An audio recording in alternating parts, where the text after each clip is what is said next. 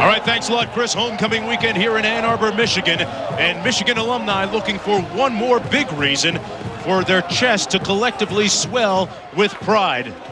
Today, they will take on the University of Minnesota. We're just a few moments away from the opening kickoff in front of another sellout crowd of over 100,000. Over 36 million have watched games here in Ann Arbor. Number 13 Minnesota taking on number 14 Michigan. Minnesota looking for a huge win today. And Bob, it's a matchup between an indomitable offense and an impregnable defense. Mark, you're right. A lot of people around the country don't realize how consistently good Minnesota's offense has been.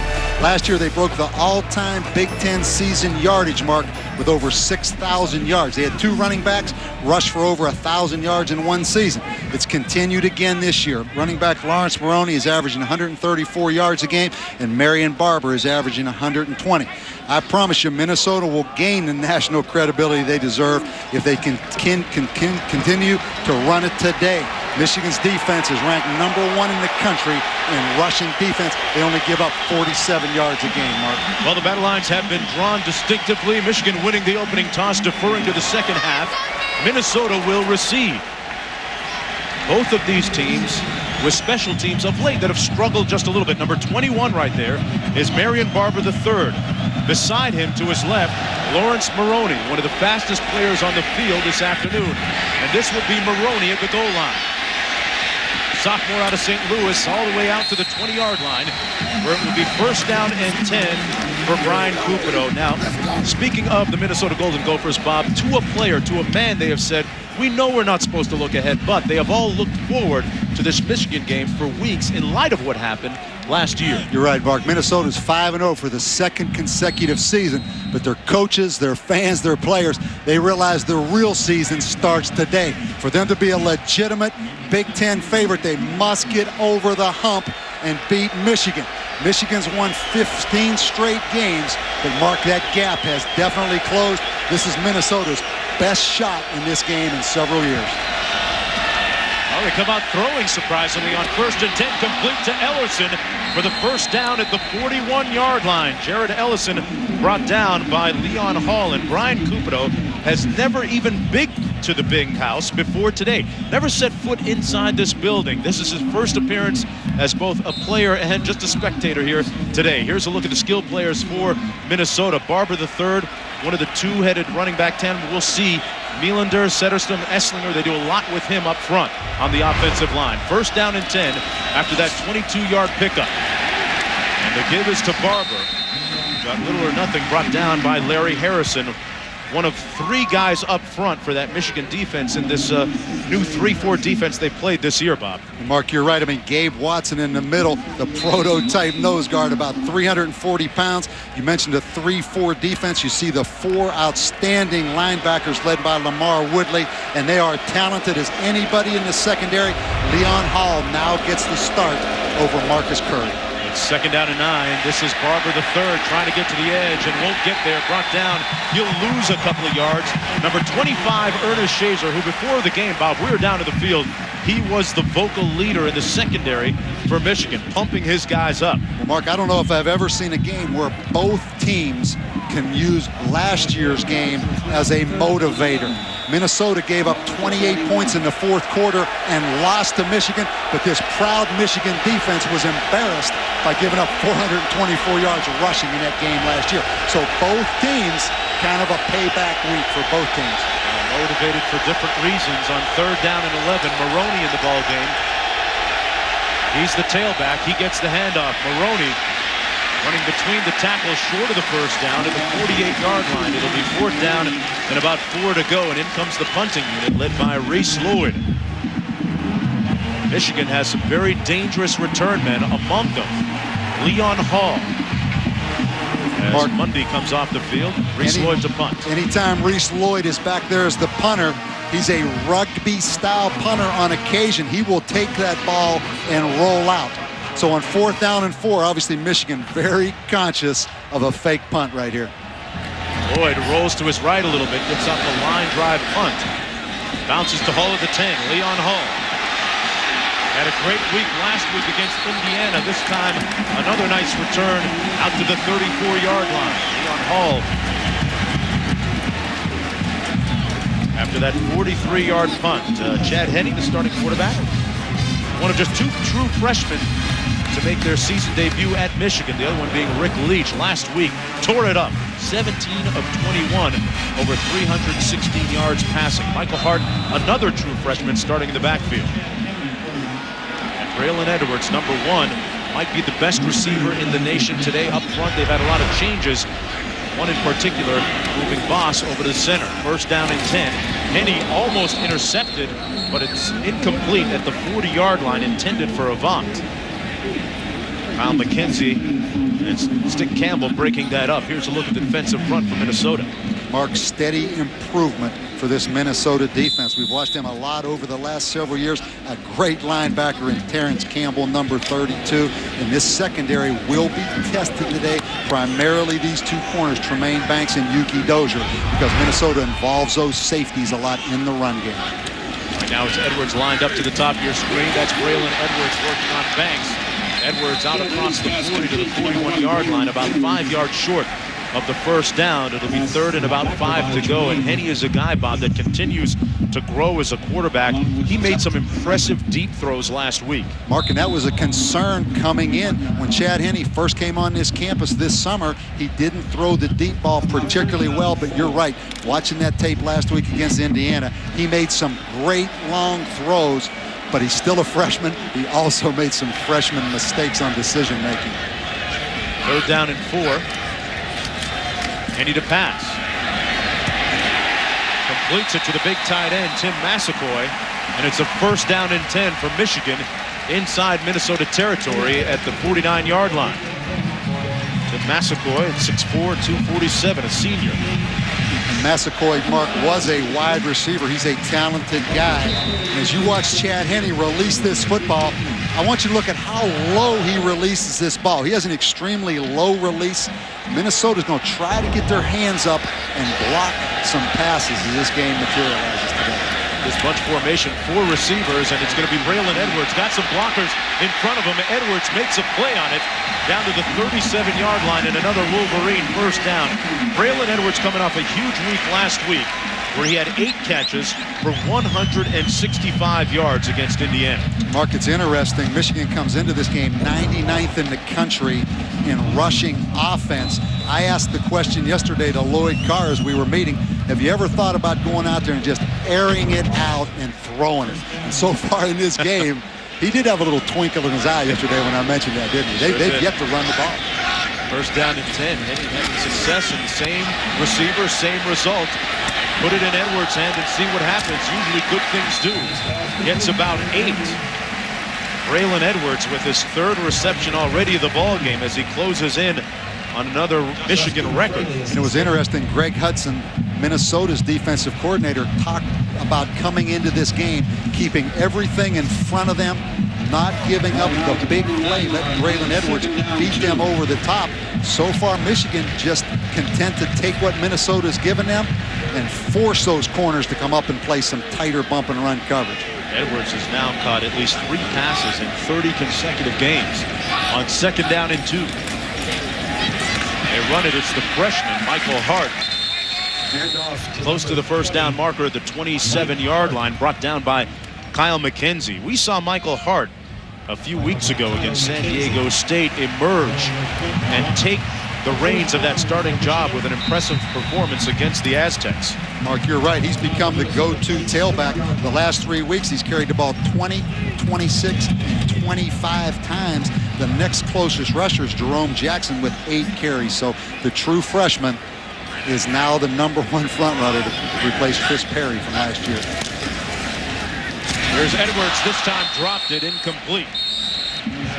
Let's go downstairs to Holly Rowe. Holly? Well, guys, as you've mentioned, Braylon Edwards has been the key offensive threat for this Michigan football team. He has 133 yards a game, but more importantly, he's done it at key times. Big plays to start games and to start the second half to set the tone for his offense. Talking to Minnesota's defensive coaches, they said the key to defending him is acting like he's Michael Jordan. You know Jordan will get his points just like Braylon Edwards will get his catches, but you have to worry about the other guys around him So they're not just focusing on Braylon Edwards today. Right, Holly, and Edwards out of the ball game right now. Henny back to pass. Michigan, a good screen team. That's what they run. This is Hart. It's going to be first down and goal for the Wolverines on so far a very impressive opening drive. Sims with the tackle. Mark, you're right. Michigan's always been an excellent screen team. And right here, Michael Hart shows his versatility. A great move right there on the linebacker, Terrence Campbell, in the open field. And you have to love right now the diversity of this Michigan offense, spreading it around.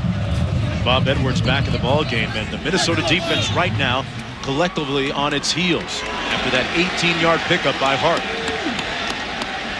Another three-receiver formation. Hart in the back on the draw. Hart, touchdown Wolverines. Got a good block from Ecker, the tight end.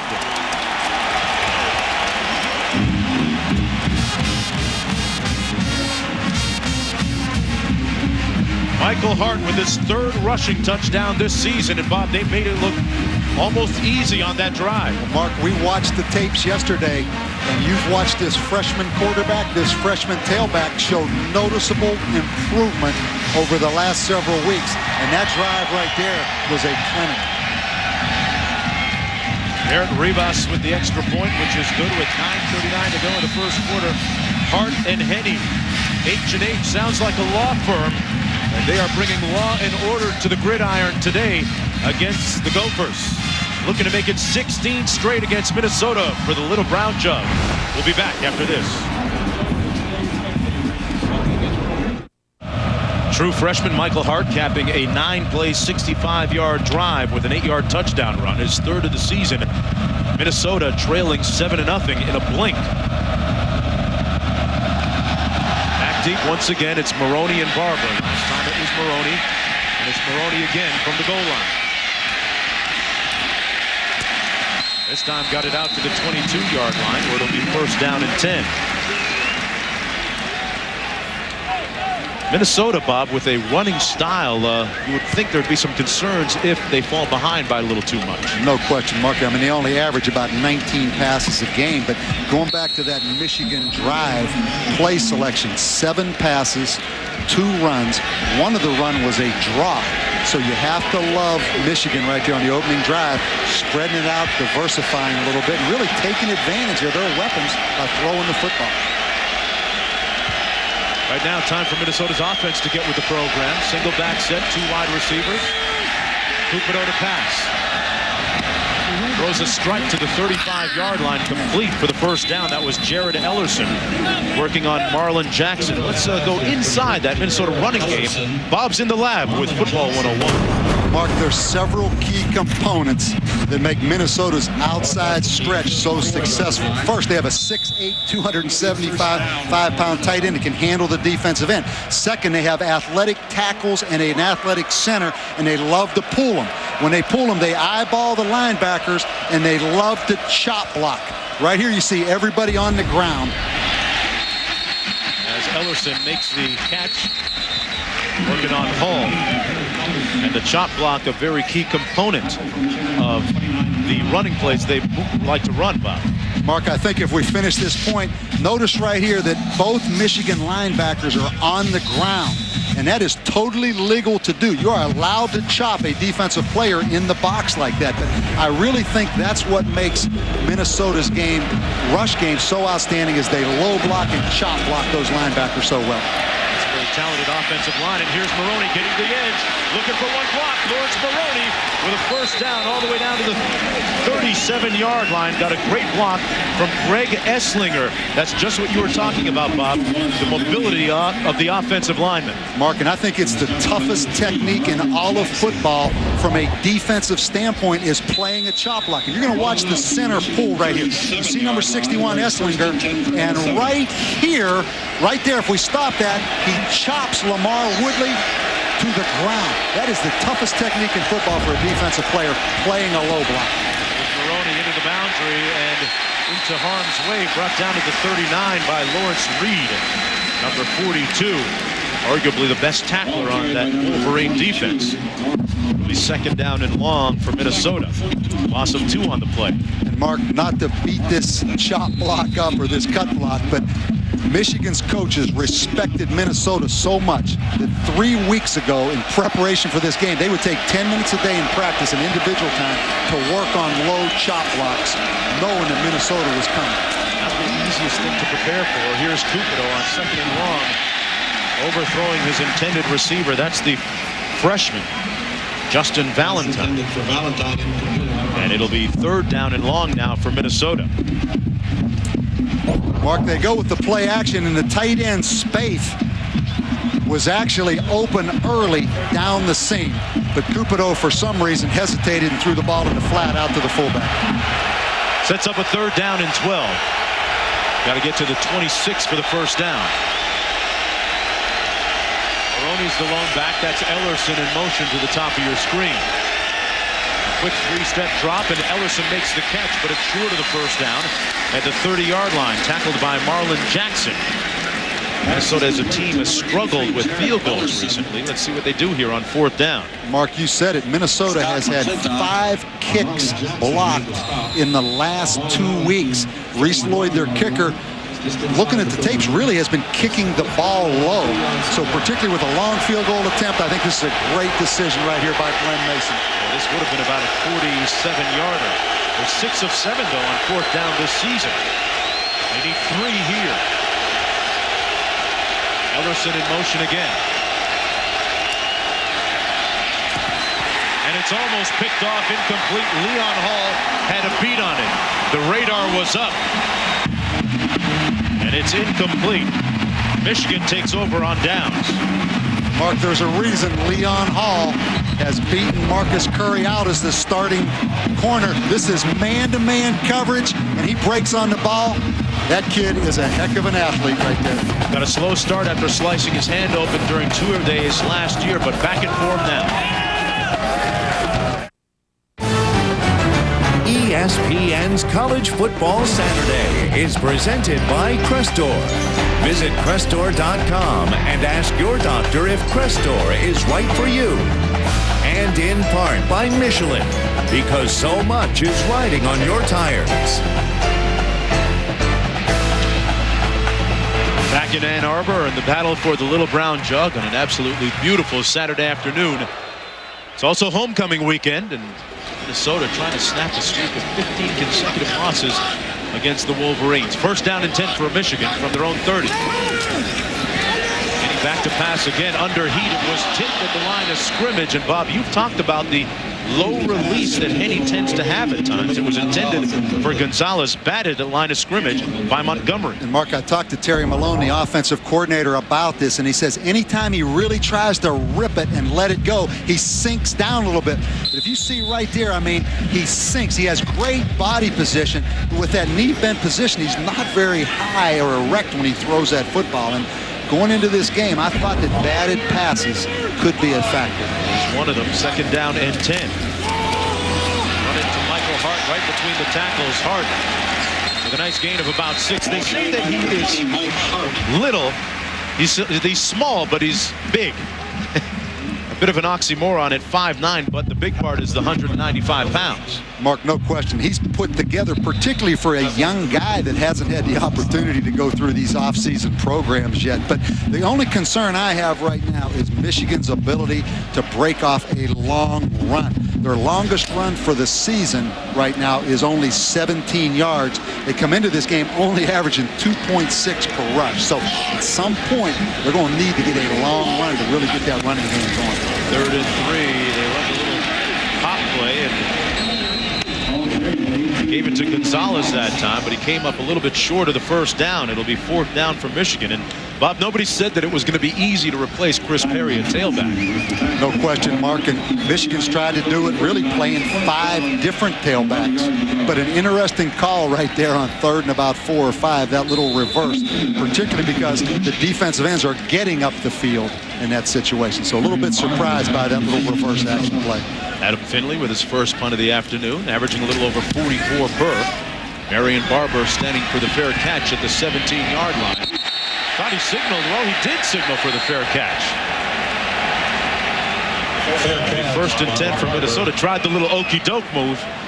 Marion Barber and Lawrence Maroney hoping to get that offense untracked after that 43-yard punt when we come back.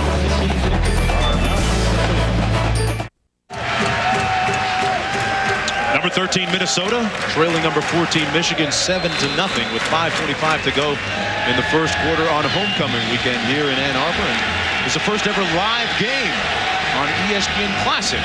Make a little bit of history this Saturday afternoon. Marion Barber the third out to the 22-yard line. Second down and about 8 to go. Mark, it really is impressive when you look at the job Glenn Mason has done at Minnesota, and particularly with this offense. I mean, last year they broke the all-time Big Ten yardage mark for total offense. They come into this game, and what's so impressive is you look at their statistics, they've only given up 2 sacks and only turned the football over twice all season. Second down and 6, a different caliber of opponent today in Michigan. Ernest Shazer, the emotional leader of the defense, knifing in there, lacerating that offensive play for the sack. And Mark, you want to see how to play the chop block. If we get a chance to see Ernest Shazer right here, he is just going to go airborne if we let this thing roll. Right here comes the chop block right there. As this thing finishes, he just jumps over top of the chop block of the offensive tackle, Joe Ainsley. Third down and 10 now for Minnesota after that loss of 4. Cupido to pass. He overthrows Ellerson. There was a lot of contact there with Marcus Curry, but no flag on the play. It'll be 4th down after that 3 and out. It was Shazer who made the play a couple of plays ago, and he was yelling at his teammates before the game saying, "We are the #1 defense against the run, and when the #1 defense guys in turnovers, we're going to take some and make something happen today." Certainly came out a little fired up. Leon Hall now back for the punt from Reese Lloyd. Lloyd with that unconventional rugby style of punting, rolling to his right a little bit. High spiral. Hall calls for the fair catch at the 43-yard line. Wolverines looking at very good field position. From one Reese Lloyd to Reese Davis in the studio. All right, Mark. Trev and Mark are here with me. We're keeping an eye on all of the early games, including Texas, Oklahoma. Sooners have already turned it over once, but the defense able to rise up. And some action underway at Grove Stadium. Winston-Salem, North Carolina, Virginia Tech. First road ACC game. Brian Randall finding his tight end, Jeff King. Hokey, hokey, hokey, high. Tech VPI on top by a touchdown. Virginia Tech with a couple of close games the last few weeks against North Carolina State and then West Virginia last week. I'm Mark Jones along with Bob Davie. Holly Rowe down in the field here, Ann Arbor, Michigan. 7-0. The Wolverines with the lead. On homecoming weekend, Michigan on its 3rd offensive series. They scored on their first one. Michael Hart, the true freshman, brought down to the 45 by Anthony Montgomery. Montgomery, a good story for that Minnesota defense. A guy who really took to some serious training over the summer and lost 20 pounds. And down, and I quote, down to 300. And Anthony Montgomery, Mark, an interesting guy. He was actually a quarterback in high school. Played basketball, averaged 17 points a game. And you're right. I mean, he's made a commitment to take care of his body. And a big part of it, staying away from that junk food, from what I understand. Got a McDonald's right across the street from their training complex. Dangerous. Second down and 9. Henney wide open. Hart at the 40-yard line on the reception, so shows that he's got some hands, Bob, and make the catch out of the backfield. He'll pick up a 15. And an excellent job, I think, Mark, of Chad Henne right here, showing great composure. Really goes to his 3rd option. If you see his eyes right there, and you watch the development of these young Michigan skill players. They are a talented young football team, Mark. Chad Henne with some impressive numbers, 6 of 9. Last week was 17 of 21, over 300 yards passing, a couple of touchdowns. Play fake, he's going to pass again. Under, he just got it off. Edwards, incomplete.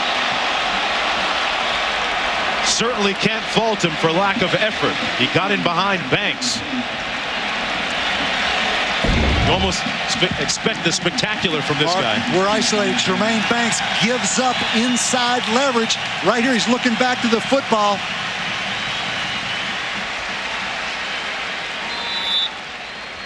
Wow. That's a tough catch. That is a great, great effort right there. And one of the things the NFL has said about Braylon Edwards, he needs to catch the football more consistently. I don't think that's a great example because that would have been a spectacular catch. I think he is catching the football more consistently, but wow. That's a great throw by the young freshman. Almost a spectacular play. Bob, Michigan calls a timeout, and you really brought the good point up that what a difference it's been with Braylon Edwards between last year and this year. Last year at this time, he was in the head coach's doghouse saying that, well, head Lloyd Carr said, Braylon and I are not on the same page right now. Well, they certainly on the same page and in the same library. Well, ESPN has two great football games. First, 4:30 Eastern, Heisman hopeful Kyle Orton leads the undefeated Boilermakers into Beaver Stadium for a meeting with Joe Pa's Penn State team. Then at 7:45 Eastern, Chris Leak and Florida need a win to stay alive in the SEC East race. They welcome LSU to the Swamp. LSU Florida also available in high definition on ESPN HD. Call your local cable provider, DirecTV or Dish Network today. Let's go downstairs to Holly. Well, guys, you saw the intensity and the focus that Braylon Edwards had trying to make that play in the end zone. And Lloyd Carr says his focus has been night and day better this year. Now, Braylon made a tough decision not to go to the NFL. He chose to stay for his senior season. And Lloyd said once he's committed to that, he has seen a completely different Braylon Edwards. They are certainly on the same page this season. And Lloyd Carr is the one that pointed that out. Mark, I think one thing, I think Holly brings up a great point. I mean, he knows now that it was the right decision to come back. And I think that's added. He has a lot more fun playing now because he knows he made the right decision. But I think a great point was made yesterday in that, you know, young guys can make it easy on themselves by simplifying things and getting less problems off their plate. You know, if you remember a year ago, the whole issue was, should he wear the afro? Shouldn't he wear the afro? Should he wear number one? Shouldn't he wear number one? Right now it doesn't seem to matter. He's playing great football. Pass incomplete. Montgomery out there to help break it up for the Golden Gophers defense. But getting back to our point, I think Braylon Edwards is now committed to only one agenda, one thing on his plate, and it's all about the performance. And I thought it was interesting that Michigan takes 5 plays from every game as a highlight tape, the 5 best plays. 4 of those plays were Braylon Edwards blocks against Indiana, which I think really makes a statement. He says he snuck onto the special teams punting unit last week. 3rd down and 10, Henny to fire. Complete to Massakai, the big tight end who got the first down. A sweet tiptoe job down the sidelines. Stepped out of bounds at the 28. With 2:41 to go in the first quarter, a 12-yard pickup for the Wolverines. And Mark, frustrating for Minnesota's defense because you're going to see Justin Fraley right here has a chance right here to make that tackle and keeping it from being a first down. Very close to stepping out of bounds. We'll get a chance to see this again. Plus, you better put that football away. Ooh. You said step out of bounds. Ooh. We do have a replay involved here. This is Big Ten Conference play, and our technical advisor up in the booth this afternoon. This is Michael Hart trying the left side, and he's tackled at the 25-yard line after a gain of about 2 on the play. It's interesting that the emergence of Michael Hart has in part helped open up the passing game for Michigan Bob. It really has, Mark. And I think also the stability in the offensive line and the fullback. Watch Dudley, the fullback right here. He's going to get a great block on Terrence Campbell. If we let that thing roll, he's going to end up pancaking him right here at the end. So continuity in the offensive line and a big old fullback blocking for you. And the point you made of spreading the offense out a little bit, giving him more running lanes. 2nd down and 7 now for Michigan. And he rolls out. Massakai brought down nicely by Stick Campbell at the 24. And let's find out what's happening with Illinois and Michigan State from Reese. Just up the road a little ways from where you guys are, Mark. Spartans getting things going. Bruce Stanton finding Jeremy Scott. Both of these teams trying to get back to 500 overall. Michigan State trying to go 2-1 in the Big Ten. They've got the early lead. All right, Reese, and Illinois to meet Michigan next week in Champaign. 3rd down and 5.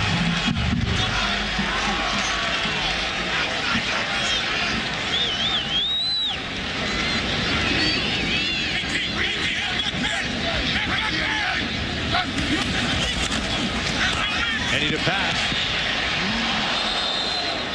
tackle at the 22-yard line on Edwards, but there's a flag down at the far side of the field. Whoever was in the backfield there, Bob, you're supposed to move parallel to the line of scrimmage, Mark, right? I think we're in Winnipeg because Jermaine Gonzalez lined up at the tailback position and then took off towards the line of scrimmage on the snap. We watch right here, Jermaine Gonzalez. Obviously, you have to go parallel. He's going to go towards the line of scrimmage. It's the Calgary Stampeders, I think. He's good. The officials obviously caught that one, so that play will be nullified. Illegal motion. Number 18, Michigan. That penalty is declined. 4th down. And in comes the field goal unit, led by Garrett Rivas. And this field goal is going to be with the wind at his back.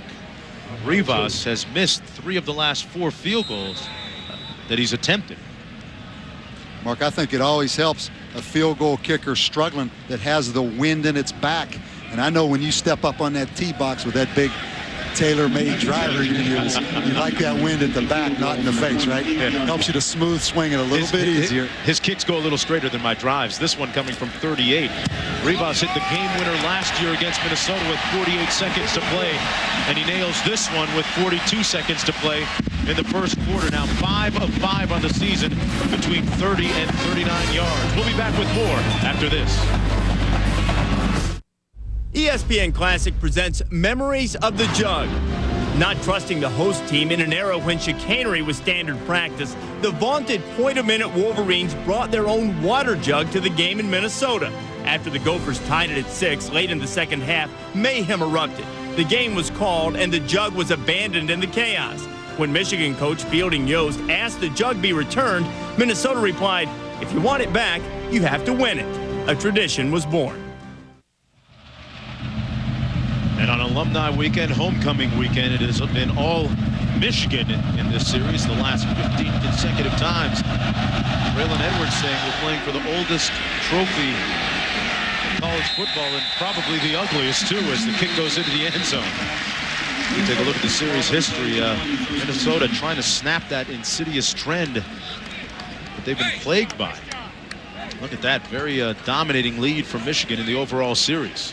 Mark, this game last year, 38-36. The unbelievable thing, 424 yards rushing by Minnesota in that game and lose the football game. Unbelievable. You never see that. Unless you're Rice in San Jose State last week, a couple weeks ago. First down and 10. Maroney right up the gut. Lawrence Maroney.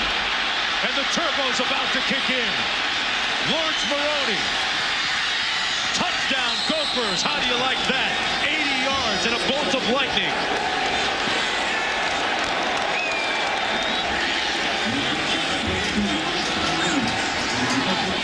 Wow. That is the quick strike capability of their running game. Maroney with his 6th rushing touchdown this season. Mark, you see the breakaway speed of Lawrence Maroney, player of the year in St. Louis.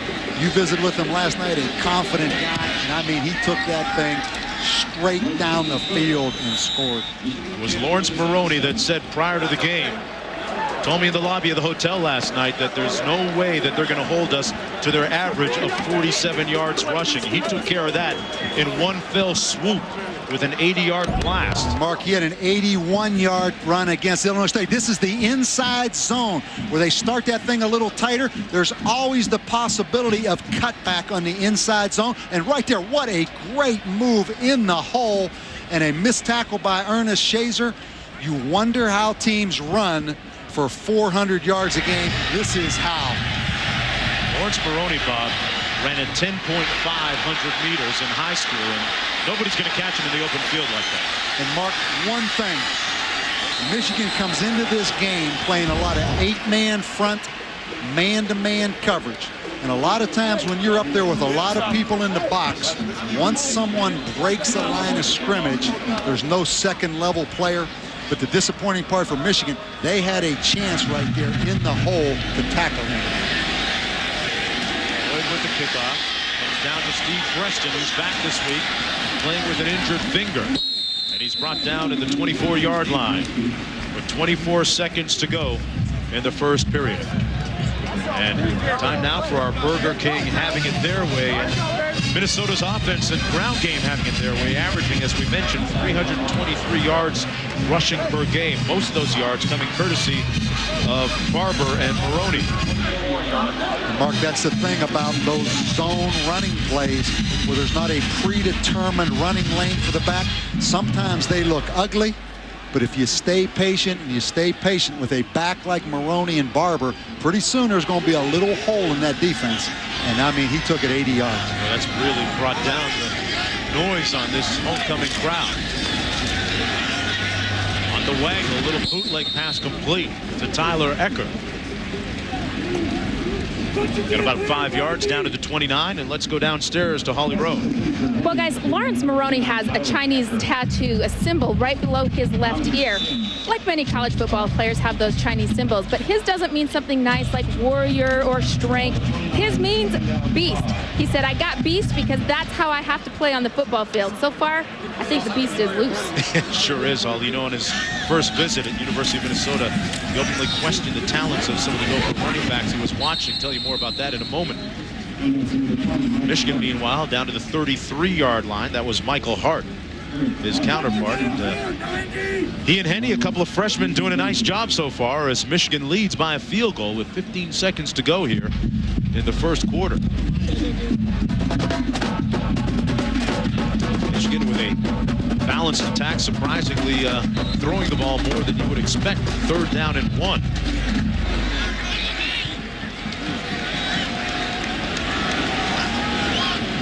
Edwards split to the bottom of your screen. Hart with a great second effort, lunging for the first down, and he got it near the 35. Michael Hart, a true freshman, as we mentioned, out of Syracuse. And he did get the first down.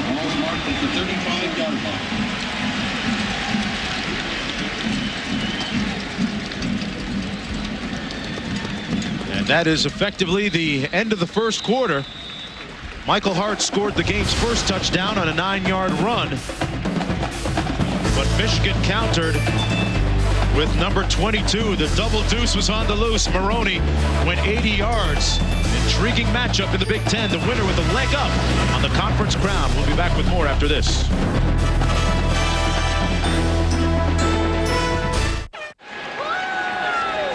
Michigan with a 10-7 lead here on College Football Saturday, presented by Crestor. Battle of the Little Brown Jug. First down and 10 for the Wolverines, leading 10-7. Mark, the ebb and flows of football games. As you said, everything going Michigan's way, momentum definitely on their side. This crowd pretty active early in the game, and then that 180-yard run seems to have taken the life, particularly out of this crowd. I wouldn't be surprised Michigan goes downtown here to Braylon Edwards out of this 2 tight end set. Split to the bottom of your screen, and they run it. Michael Hart between the tackles out near the 40, brought down at the 39, got about 4. Eric Clark making the stop on the play up front for Minnesota's defense. Minnesota's defense, Bob, seems to have settled down a little bit after being on its heels for most of the early part of the first quarter. I think so, Mark, and we're going to find out today how good this Minnesota defense really is. They're much improved under Greg Hudson, who I think has done an outstanding job. First 3 games of the year, they gave up over 400 yards a game. The last 2 weeks against Northwestern and Penn State, they held them to under 300, but the real test is today. 2nd and 6, Henny back to pass. Wide open. Avant underneath has the first down in Minnesota territory at the 49-yard line. Henny spreading things around a little bit between Avant and Edwards. 12-yard pickup at the first down. Let's take a look at our game track. Hart through the heart of the defense, 8 yards for the first touchdown of the game, and then Lawrence Maroney, when his team trailed 10-0, got back a big one here on an 80-yard scamper into the end zone. Mark, this bunch formation out here, I wouldn't be surprised to throw back to the quarterback or some double pass eventually as this game goes on as well. They get it to Edwards, Bob, with a lot of blockers in front of him. Another nice pickup down to the 37-yard line. That's another Michigan first down. We've seen that play twice now in the ballgame. Well, it's a little bit different because, Mark, what they're doing, they're putting 4 guys out here in this bunch. And so many times they set up the quick hitch. They've thrown 2 of them, and all of a sudden they'll come back and throw a throwback to the quarterback off a play like this. So as this game develops, that may be the second phase of that. But they've had great success already on 2 quick screens out there. Edwards now split to the top of your screen. In motion on 1st and 10. Michael Hart. Hart down to the 32-yard line, brought down by Terrence Campbell. And let's get an update on Michigan State, Illinois in the studio. Mark, remember I showed you Drew Stanton throwing the ball to Jeremy Scott for a touchdown? Never let it be said that Jeremy Scott will not return a favor. Scott throwing it to Stanton for the touchdown. The point after was blocked, returned by Kelvin Hayden. 13-2, Spartans on top. Hey, Bob, a little bit of foreshadowing. That's just what you were talking about. I'll tell you what, are we on the same page with the studio or what? We just talked about throwback to the quarterback. 2nd down and 5. Glenn Mason's defense looking for a stand here. They give it to Hart over the right side. Michael Hart. Made a couple of tacklers miss, and he's tackled at the 26, but another first down. Braylon Edwards getting involved on the running play with a nice block. Mark, you said it. I mean, and Braylon Edwards right now, to me, is playing as good a football as anyone in the country. You can tell a lot about a player's attitude of how they do things when they're not going to get the football. And right here, you're going to see Braylon Edwards. Now, you got a little more excited about that block maybe than I did. Put his head in there a little bit. A little bit. We saw him last week against Indiana put some licks in there. Just priming him up for the next one. Impressive Michigan drive. They faked the counter. Henny has a man, and he overthrew his intended receiver, the tight end, Tyler Ecker. Overall, though, the true freshman from Wyomissing, Pennsylvania, doing a great job on the season. Yuki Dozier was the defender. There was a big recruiting battle between Michigan and Penn State, and he decided to finally attend Michigan, saying that he felt that the Wolverines developed their quarterbacks a little bit better than Penn State did, and it led to some hard feelings on both sides. But bottom line is Henny is here. Playing good, Mark. No interceptions the last 2 weeks, which is really remarkable for a young guy who throws the football as much as he does. Here he is throwing again. Wide open, Avant. Avant put his hat down and got down inside the 15, tackled by Campbell and Banks. A pickup of 11 on the play. A good, patient decision again by Chad Henne. Jason Avant was not his first receiver, Mark. And Jason Avant's a guy, last year caught 47 balls for 775 yards. This year came into the game with only 10. But he is a talented young player. Michigan with so much depth offensively. Terry Malone, the offensive coordinator, swears they're going to be even better next year. Right now, taking care of the present, though. The pass complete. Adrian Arrington got inside the 10. Another young receiver. They love this young Adrian Arrington. They say he's a lot like Braylon Edwards, big tall guy, about 6'4", 6'5", and you're right. Michigan has a lot of young talent, and you have to be impressed right now with the development of this Michigan offense. I mean, they're carving Minnesota. 2nd down and 5. What would Bo would think of all this throwing? Well, that's another discussion. Backs out of the eye. Michael Hart, the deep end. It's Hart. Hit immediately by Banks, who came off the edge defensively. Brought him down at the 5-yard line. Mark, they keep talking about the stick. The linebacker, number 32, Terrence Campbell, gaining weight. But I'll tell you what, Kevin Dudley is seeking him out. Watch the fullback again right here on Campbell. Boom, another pancake. Now, I know Bo likes that. Blew him up. It's the 13th play of the drive. Hart stopped up right at the line of scrimmage. Maybe close to a first down. Not sure if he got it, though. And they just gave it to him. We first down and goal for the Wolverines. A very arduous and methodical workmanlike drive here at the beginning of the second quarter.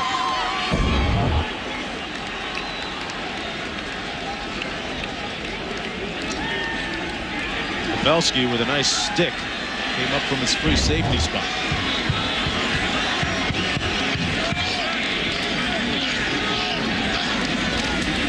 Kenny on the fade.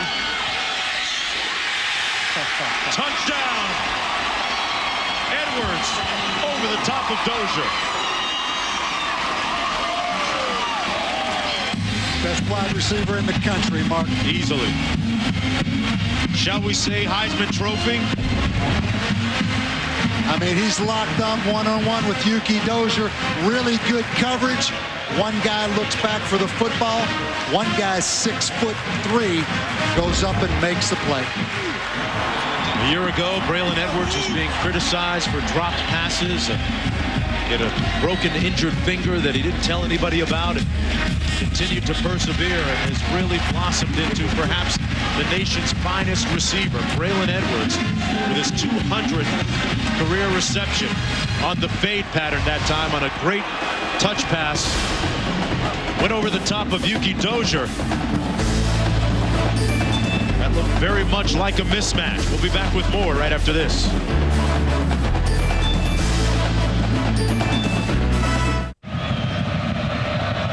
Michigan set to kick off, leading 17-7 here at the Big House in Ann Arbor. Barber watches it bounce through the back of the end zone, and Brian Cupido and the Minnesota offense will start off on their own 20. Braylon Edwards continues to rewrite the Wolverine record books. That last touchdown catch ties him with Desmond Howard for 4th most. Actually, 2nd most. Braylon Edwards, you know, Lloyd Carr said that I like the fact that he decided to come back. He didn't talk him into coming back, because you know that a guy comes back a little bit more motivated when it's his decision. Good point, Mark, and I think he will be a great pro player because he's seen the good and the bad, and he's matured a lot. Cupido looking up top. The pass is complete.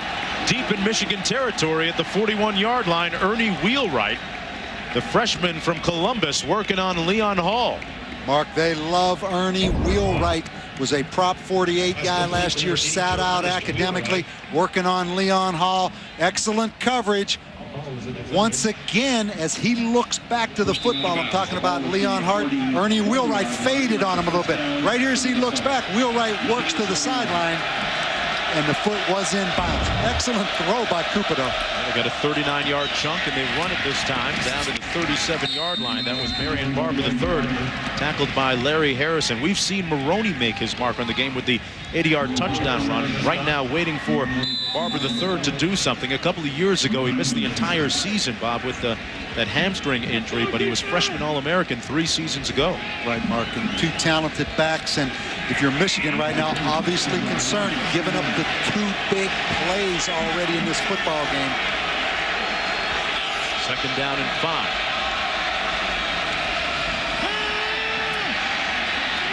Looking for Barber III. Incomplete. Marlon Jackson right there. What's happening up the road here, Reese Davis, at Michigan State?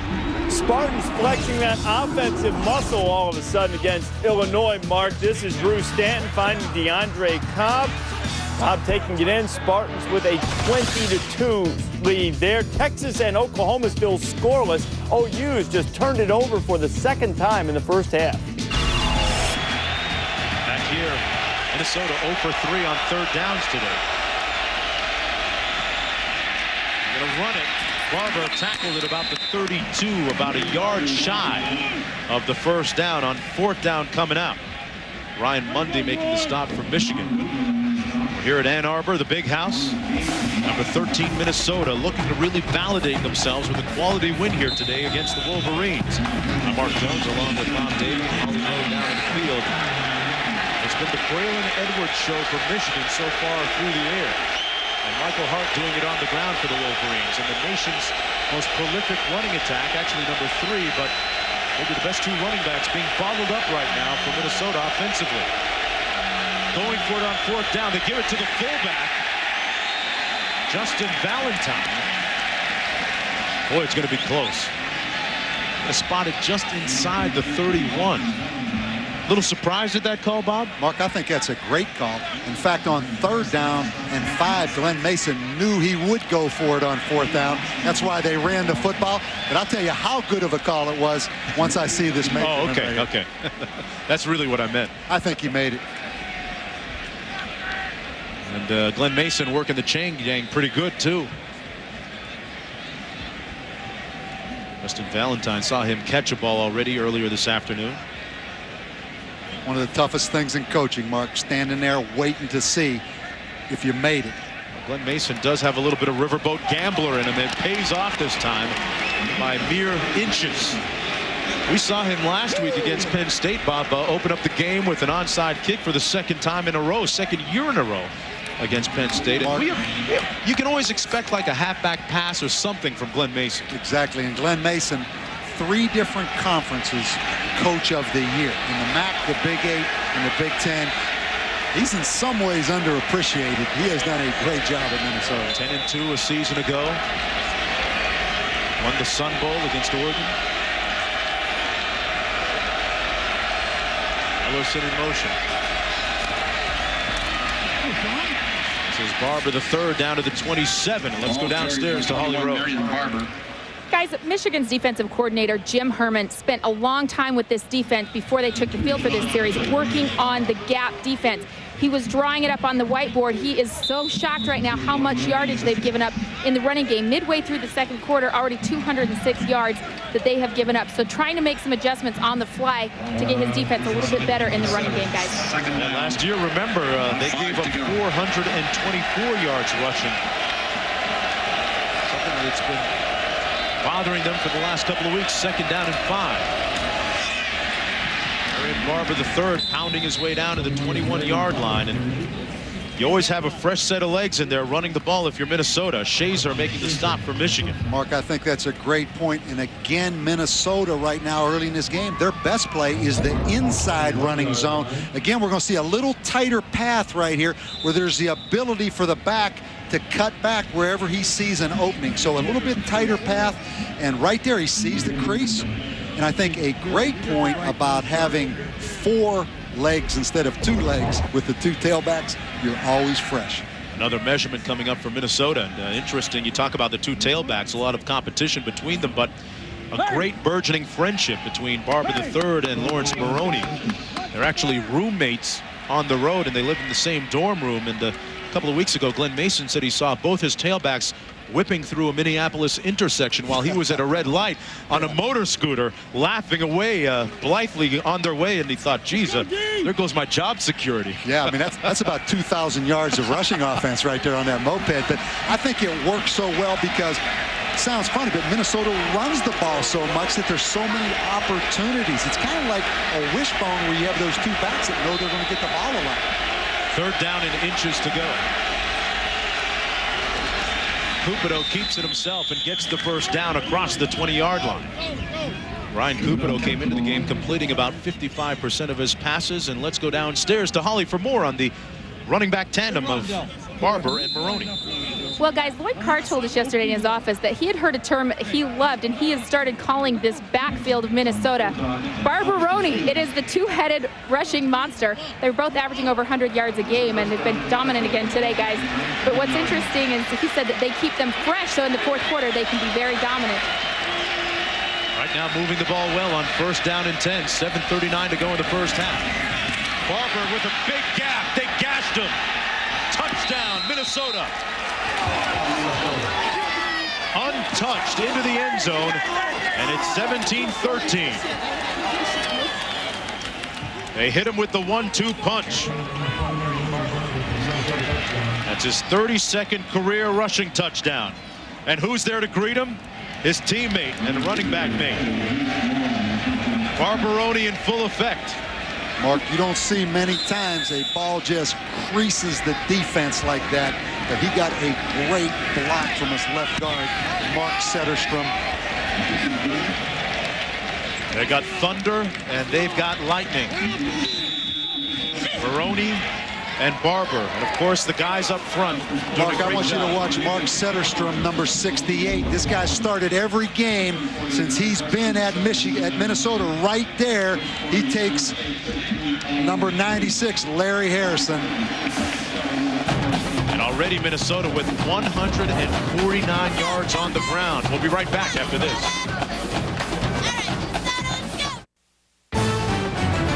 ESPN's College Football Saturday, brought to you by Bud Light. Fresh, smooth, real, it's all here. And Nissan. Everything we touch, we shift. And everything we shift, we try to make better. A look at Poseidon Fountain here on campus in Ann Arbor at the University of Michigan. The goddess of water, right, Bob? Poseidon, I think. Well, Mark, I'm going to Greek let mythology. you handle that. Wasn't a Michigan guy, but figured that out. How about us on ESPN Classic? And, you know, I got to say this. It's appropriate for you to be on ESPN Classic.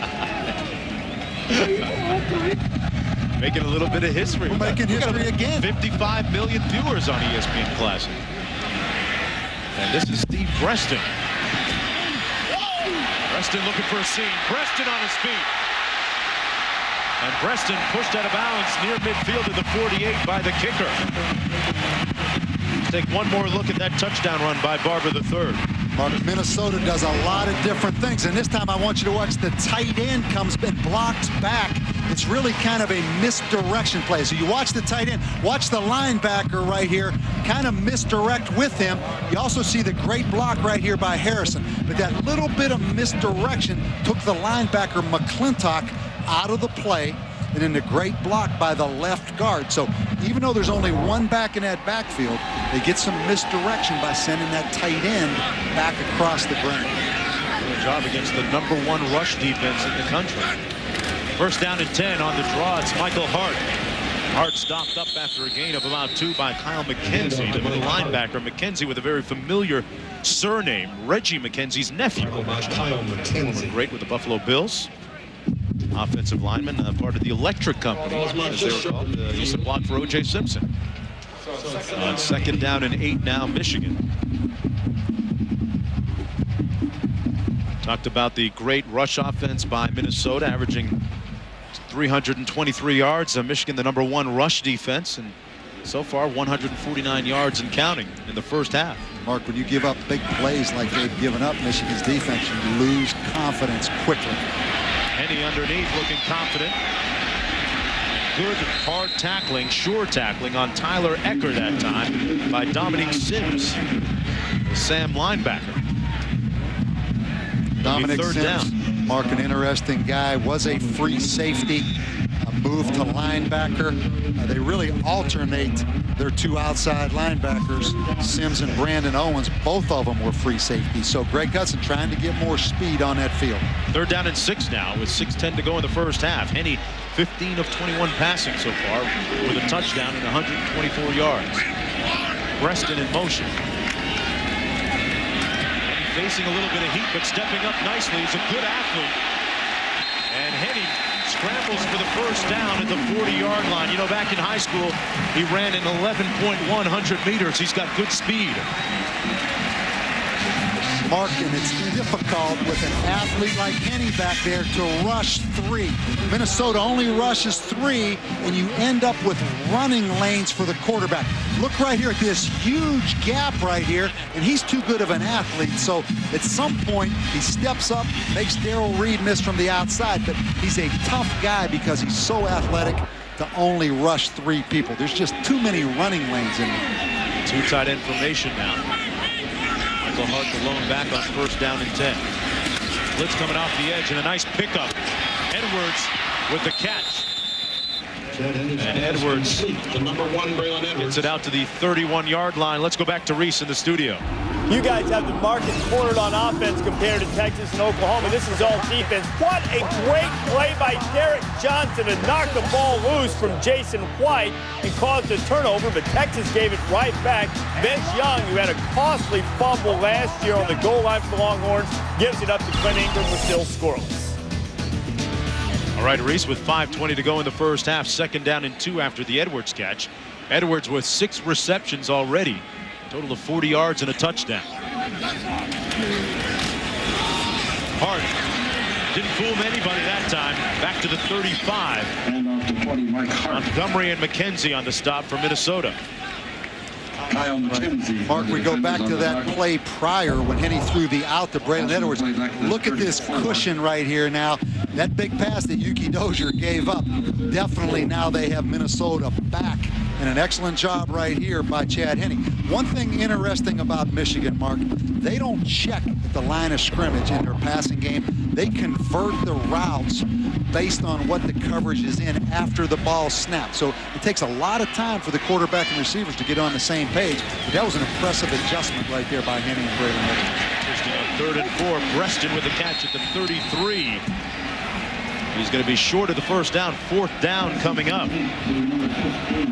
Mark, he has to go for this, don't you think? Well, looking at the direction of the wind and considering the fact that their special teams kicking unit has struggled of late, I'd say yes. Wait a second. I agree with all that you just said, but I'm looking at the direction of Minnesota's offense right now. The way Minnesota's offense is running that football north and south. Different reason, huh? That's why I go for it. And Michigan are going to call a timeout. Minnesota with its full complement of 3 remaining. The nose of the ball at the 31. Back with more on homecoming weekend after this. 4th down and about 2 to go for the Wolverines. They lead 17-14. Nose of the ball in the 31-yard line. Chad Henne, the freshman quarterback, the true freshman, coming onto the field, so they will eschew the field goal attempt. Mark, you almost get the feeling with a 190-pound back in here, kind of an undersized freshman. They'll throw the football right here on 4th and 2. Edwards is in the slot. A little premature movement by the offense, and I believe it was Braylon Edwards. Now, how does that change your decision, Bob, if it's against Michigan here? False start. Offense, number 1. Mark, I think it's an interesting call right here, and Lloyd Carr's going to take some time and finish this out. We're going to see Braylon Edwards jumps the gun a little bit early right here. From right here, it would be a 53-yard field goal. Is that correct? Yep. So you're kind of in nowhere land, where I think you're better off to go ahead and go for it right here. Garrett Rivas' career long is 47 yards, so a little bit on the perimeter of his range. And if I do go for it, which he's going to go ahead and punt the football right here, which is not a bad decision because it is a field position football game. Adam Finley comes in, standing right near midfield at the 49. It's his 2nd punt of the afternoon. And another whistle.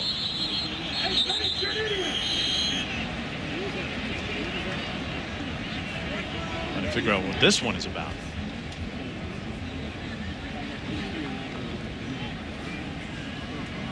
Michigan and Minnesota playing what is shaping up to be another intriguing and compelling game between the two schools.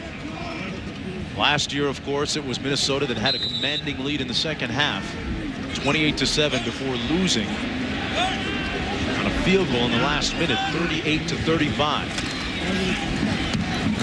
They're going to try and hang it inside the 20. No way on this one, deep into the end zone. Mark, not a very good effort right there by an experienced punter, Adam Finley. Not that ball that far deep in the end zone. Bob, a chorus of boos showering down on Finley. And a word from his head coach. We'll be back with more after this. ESPN Classic presents Memories of the Jug.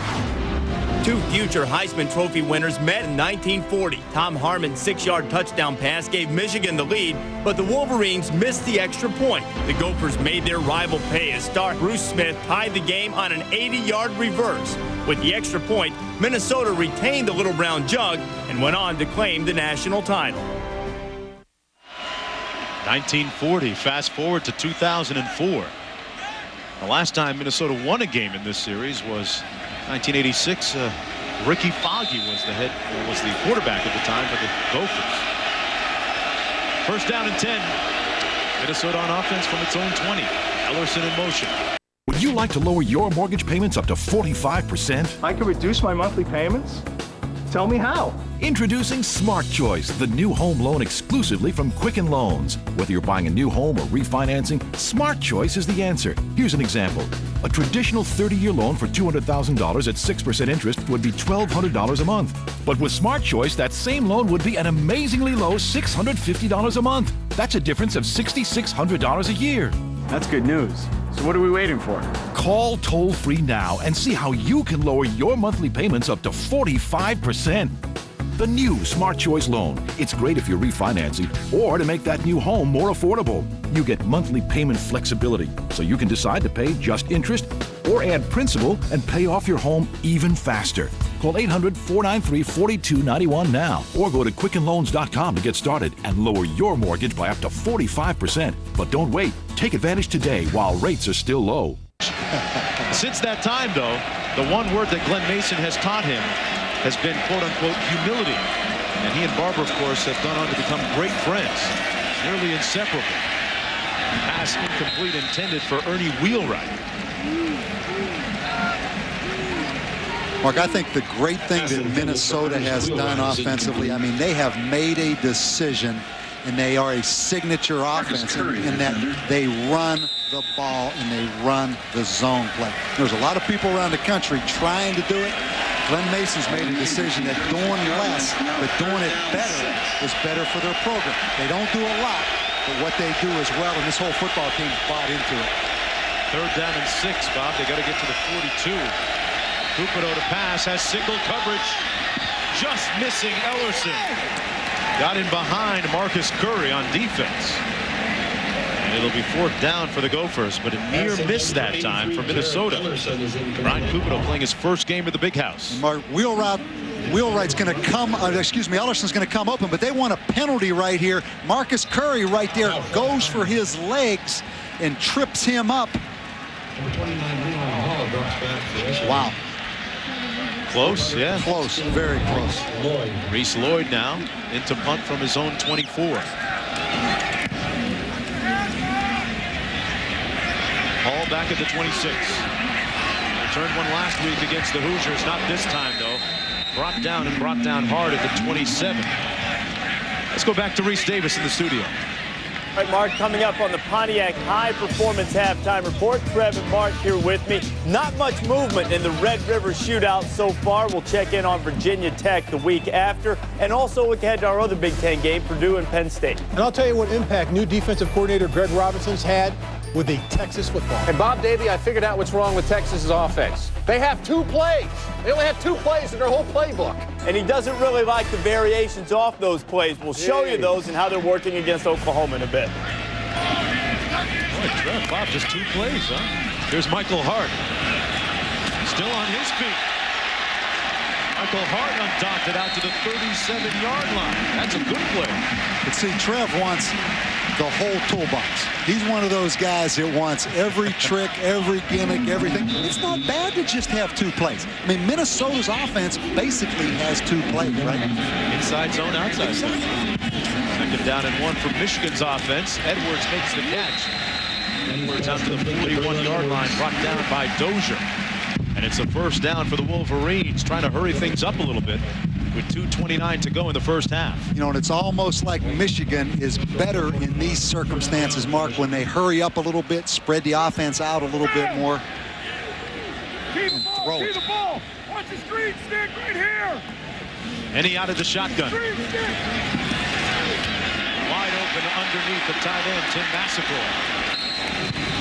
He's brought down at the 47. About 3 yards short of the 1st down. Wojciechowski making the stop for Minnesota. Mark, I think Minnesota has to heat this young quarterback up. I mean, he is a freshman quarterback. They only have 8 sacks on the season, Minnesota's defense. They need to come after him a little bit. Here's Hart. Hart on the carry, moves the pile out near the 50. Pavelski making the stop from his free safety spot. And it'll be 3rd down and short to go. Chad Henne piling up some pretty good numbers once again. Mark, this is my point. I mean, right there, Chad Henne is in a comfort zone right now. Wow. Flags down on the field. A lot of motion prematurely up front. Mark, you go back on the last 4th down Michigan was going to try to go for it. They had a penalty. I think they're going to get another procedure penalty right here on 3rd and short. False start, left guard. Michigan, 5-yard penalty, remains 3rd down. 3rd down and a little over 5 to go now. You talk about Chad Henne, the true freshman. Sometimes hard to earn that respect from upperclassmen, but he did just that. Earned a lot of street cred and, more importantly, huddle cred with the juniors and seniors when he joined the team in June right after graduation out of high school. And went through drills at 6:30 a.m. Watched a lot of video. That endeared him to his teammates. 3rd down and 6. And he's completed his last 7. This one tipped right to Preston, not the way they drew it up. And Preston is right near the 1st down marker. Mark, I don't think he got a great spot right there, but that was a great bit of athleticism by Preston. Bob, that's the 2nd tip pass we've seen this afternoon. Exactly, too. Mark. Darrell Reed in on the pressure that time, hit his elbow. And it's 4th down and short. Interesting decision right here. Lloyd Carr's going to use his last timeout, Mark, of the 1st half. And I know he is really tempted to go for this right here on 4th down. Lloyd Carr in his 10th year as head coach, the 1997 National Coach of the Year, using his last timeout. Well, Sunday night on ESPN, 2 teams with high expectations this season meet in our nation's capital. Jamal Lewis, Ray Lewis, and the Ravens won't have to travel far to meet Clint Portis and Joe Gibbs' Washington Redskins in a crosstown showdown. Coverage beginning with NFL Primetime, presented by Miller Lite at 7:30 p.m. Eastern Time. Ravens Redskins, also available in high definition on ESPN HD. Look at the matchups between a couple of running backs, Bob, both talented but different styles. Jay Lewis, more of a battering ram, although he does have a lot of speed. You're right, Mark. And how about Portis coming out and saying that the defenders calling out the plays at the line of scrimmage? I've heard that a lot as a coach. I've heard a lot of players say, Coach, they know exactly what we're going to run. But I think this decision right here for Lloyd Carr, I mean, this is a tough decision. There's 56 seconds left in the half. It's a 17-14 game. I know what Lloyd is doing right now. He's saying to the offensive coordinator, if I go for it, do you have a play that you can guarantee me? Guarantee? Yeah, exactly. He's saying to Terry Malone, okay, you want to go for it? You tell me right now you got something you can guarantee me I'm going to make this 1st down. If they do go for it, it's going to be quarterback draw. I really believe that. Quarterback sneak, excuse me. Terry Malone, a 3rd-year offensive coordinator, 8th year overall at Michigan. The offense in his very capable hands. They've really developed the deep pass in the last couple of years. And 4th down and a foot to go. And if you're from Minnesota, don't jump off sides on the cadence. They're going to try to draw you. Just like you said, just like they apparently did, Henne over the top. It looks like he got the 1st down at the 49-yard line. And Mark, with no timeouts, obviously, this clock is going to stop as they move the chains right here. I'm surprised they didn't call offsides right there. There was no call. It looked like Darrell Reed, the defensive end, moved a little bit early for Minnesota. And here's the 1st down. Anthony Montgomery led the defenders. It's the 1st down. 1st down and 10 to go from the 49. Henne out of the shotgun now. Looking for Edwards. Incomplete. He was working on Tremaine Banks. Mark, go back to that decision right there by Lloyd Carr. That's a big decision, obviously, here late in the 1st half, deciding to go for it. As we see Braylon Edwards at the bottom of the screen right here. Obviously open. Minnesota in 2 deep. The ball a little bit overthrown. But back to that decision. That took a lot of courage right there to go for it on 4th down. 2nd down and 10 now. Edwards is split to the bottom of your screen. Setting up the screen to Michael Hart. Hart got a good block. Michael Hart sprung loose down to the 30. There's a flag down, though, at the 41, and I think this one's going to come back. Jason Avant, Mark, the wide receiver, got a clip. He called for a block in the back. Boy, Michigan does set up the screen very well, don't they, Bob? They do, Mark, and if anyone has the opportunity to go to football101.com, yep, you're going to see a whole text on screen passes. I like the way you set that up with the jailbreak, bubble. This one Well, right here, you're going to see great execution on the old standard screen. Right there's the block in the back. No question. And look at the crease right there. But good call. And that one's coming back. Did not have to go to our technical supervisor on this one. By the way, for Trev and Mark back in Bristol, it is Gene once again in the booth. And as we know, Trev Alberts made Gene a national celebrity earlier in the season. His colleagues just affectionately refer to him as superstar. Well, I know Gene's like now dyeing his hair, got a little tint in his hair, the whole thing. He's taking it too serious, all that face down he got. 2nd down and 12. Henny back to pass. Looking for Edwards and behind the defense. But he was out of bounds. Braylon Edwards always a deep threat. Yuki Dozier working on him that time. Dozier has a couple of picks already this season defensively. Martin playing corner against Braylon Edwards is not for the timid, because they are going to launch that football. Michigan's made more of a commitment to throw the football down the field, and you got to give Yuki Dozier credit. Dozier, one of those guys that has a problem having breakfast in the mornings. One of his coaches bringing him an energy drink to make sure that he eats because he has a nervous stomach on game days. Well, when you line up against this guy, number one, you better have 2 of those drinks. 10th play of the Michigan drive on 3rd and 12. Underneath, Preston. Preston can certainly make you miss, and he's brought down to the 42, 4 yards short of the first down. Steve Preston playing with a finger that he injured a couple of weeks ago. Literally broke it in half. There it is. His left digit is the 4th finger. And he didn't miss much time. A very tough, courageous young man, and that is the end of the first half of play in the battle for the Little Brown Jug. The winner of this one getting a leg up in the conference race in the Big Ten. Edwards with a touchdown catch already in the game, piling up nice numbers in the game's first 30 minutes.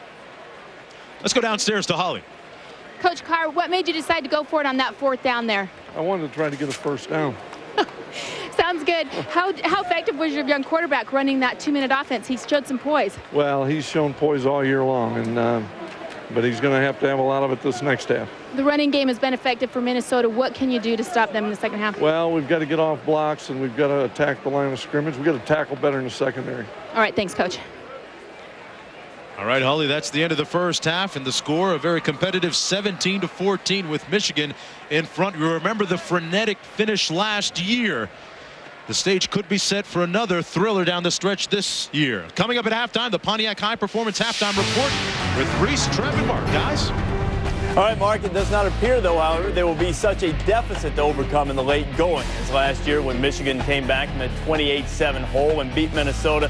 Mark, you talked about it all week. You felt that Minnesota could still run the ball against Michigan. Michigan, an average giving up less than 50 yards a game on the ground. Minnesota's got 165 in the first half. But there's another adjustment you'd like to see in the second half. Because I told you they could run the football on this football. You laughed at me. You didn't think they could. I'd like to see Greg Hudson, the defensive coordinator, make some adjustments in the second half. Come after quarterback Chan Henne. Don't let him sit in the pocket and get in his comfort zone. Take him out of his comfort zone by blitzing him and changing the defenses. I think if they do that in the second half, they will win this game. You know what, Mark? That's the whole story for me, the evolution of Chad Henne at quarterback. I think you've seen a young man stepping up in this game. Mark mentioned it in terms of running the football. That's fine. But how about the response from Michigan's offense?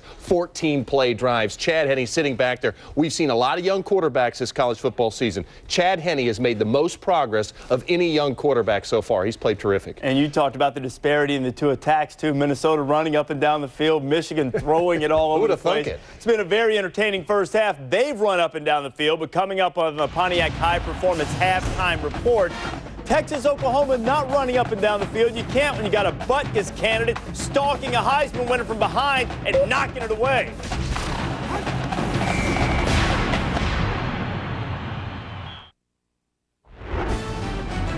Welcome to the Pontiac High Performance Halftime Report. 1986, the last time Minnesota's had the Little Brown Jug. Michigan has a 17-14 lead at the break. Well, you know what Oklahoma's done to Texas the last 4 years. 4 straight wins by a combined score of 177-54.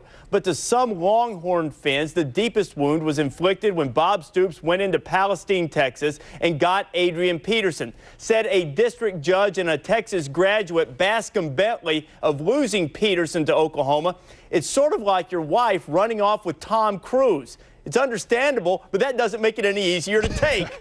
Adrian Peterson's been tough to take for Texas in the first half, but that Texas defense has been standing strong. Early on, Jason White off of James Moses' hand, picked off by Michael Huff, who will take it the other way. This really set up field position in the early going for Texas. They were able to control it, but Peterson makes plays. And tremendous acceleration. Here he wanted to take it inside. He sees it to the outside. Great vision. Takes it down the sidelines. A huge pickup, 44 yards for the Sooners.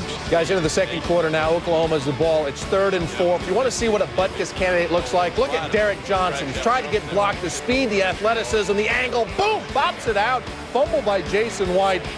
But again, Texas cannot score on this drive. Well, the reason they couldn't score was because Vince Young makes a nice run here. This very reminiscent of what happened against Oklahoma last year. He made a great run and then fumbled later on a subsequent play on the goal line. Young turns it over again. They are scoreless, 14 seconds to go in the first half. Oklahoma is deep in Texas territory, and Mack Brown just called a timeout. We'll let you know what happens as Oklahoma tries to get on the board just before the end of the first half there. You know, throughout much of the first quarter and a half, Trev, Oklahoma had penalties. They turned the ball over a couple of times.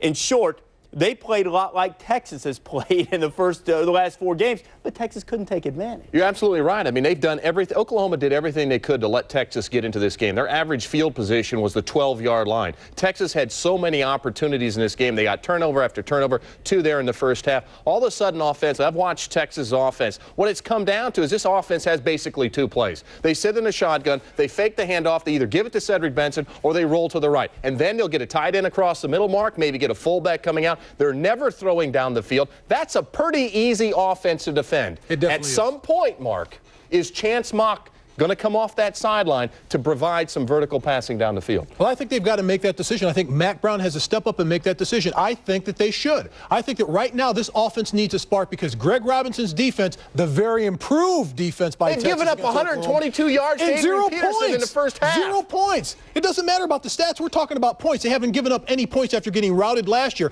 I think the key is you've got to change quarterbacks to provide a spark for your offense. At least throw the ball vertically because that's going to put pressure on the defense and you'll be able to start to run. Good about your pick? Yes, I do. I feel great about it. You know, they've put some licks, the Texas defense has put some licks on Jason White as he's delivered the ball, but they have been able to run it very effectively. And Oklahoma now getting set to attempt a 24-yard field goal. Trey DeCarlo will attempt that, and we'll let you know how it comes out in a little bit. Indiana and Northwestern, the Wildcats coming off that huge upset of Ohio State last week, knocking the Buckeyes out of the top 10. The hero of that game was Noah Herron, and against Indiana, Noah Herron gets into the house. It's 7-0. Here's Matt Lavecchio for the Fighting DiNardos. Oh, cool throwback. Aaron Haldeman reels it in, ties the game at 7. They are at the break as Jerry DiNardo's team still a little bit undermanned, still trying to get up to the full complement of scholarship. And a lot of scholarship players had left there. They've played very tough in the early going. Michigan State with a 23-9 lead on Illinois. Drew Stanton, a couple of touchdown passes. And in fact, he caught a touchdown pass to Jeremy Scott and also threw one to Jeremy Scott. Virginia Tech on the road against Wake Forest. The Hokies coming off that win over the Mountaineers of West Virginia. Brian Randall to his tight end Jeff King. Hokies on top. Still a 7-0 game. A 2-quarterback system that Jim Grove is using. Ben Mock is picked off by Jimmy Williams. That would lead to a field goal by Brandon Pace. Gave the Hokies a 10-0 lead, but Wake Forest got in the end zone late in the first half. Grove Stadium is tough there. No, I'm looking at the I know you're now. looking at the next one. You're a little bit ahead. Temple and Pittsburgh. Mark, would you like for me to give the stat and then let you react to it? Sure. Temple has played 4 games against Division 1A opponents prior to this one. They have given up 44 points in each of those games. Bowling Green dropped 70 on them, and Pittsburgh got a half dozen.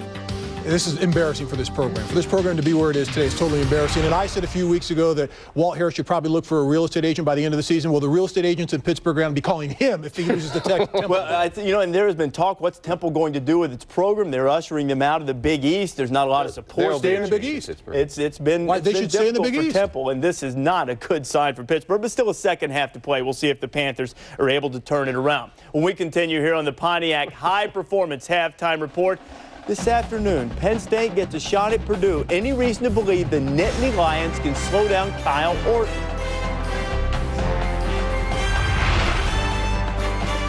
The Pontiac High Performance Halftime Report is powered by Pontiac and the first ever G6, the next official performance machine of the NCAA. All season long, don't forget to register and vote for the Singular All-America Player of the Week. The nominees will be announced on the 1 a.m. Sports Center. You can just text the word player to 64444 on your cellular phone and register to vote. We are ready for the second half now in the Big House Little Brown Jug meeting between Minnesota and Michigan. Mark. Yeah, Reese, so much contention over one little brown jug. Right now, Michigan with a 3-point lead. College Football Saturday presented by Crestor. And a few moments ago, Holly Rowe caught up with Glenn Mason. Coach Mason, your running game has been effective. What has been the key? We got good backs, and we're blocking hard up front. Michigan's overplaying the run. You know what we did to them last year. But if we get a hat on a hat, we can run against anybody. What did you tell your kids in the locker room for the second half? I said, I hope they're enjoying the game, because I am. It's a heck of a Big Ten football game, and both teams are playing extremely hard, and I'm really proud of my guys fighting their tail off. We got 30 minutes to get the jug. That's what I told them. Thanks, Coach. Thank you. All right, as Reese Lloyd gets set to kick off to begin the second half. Steve Preston back deep. You see the bandage. He has a splint with a plate and 5 screws in his finger. This is Grant Mason on the return.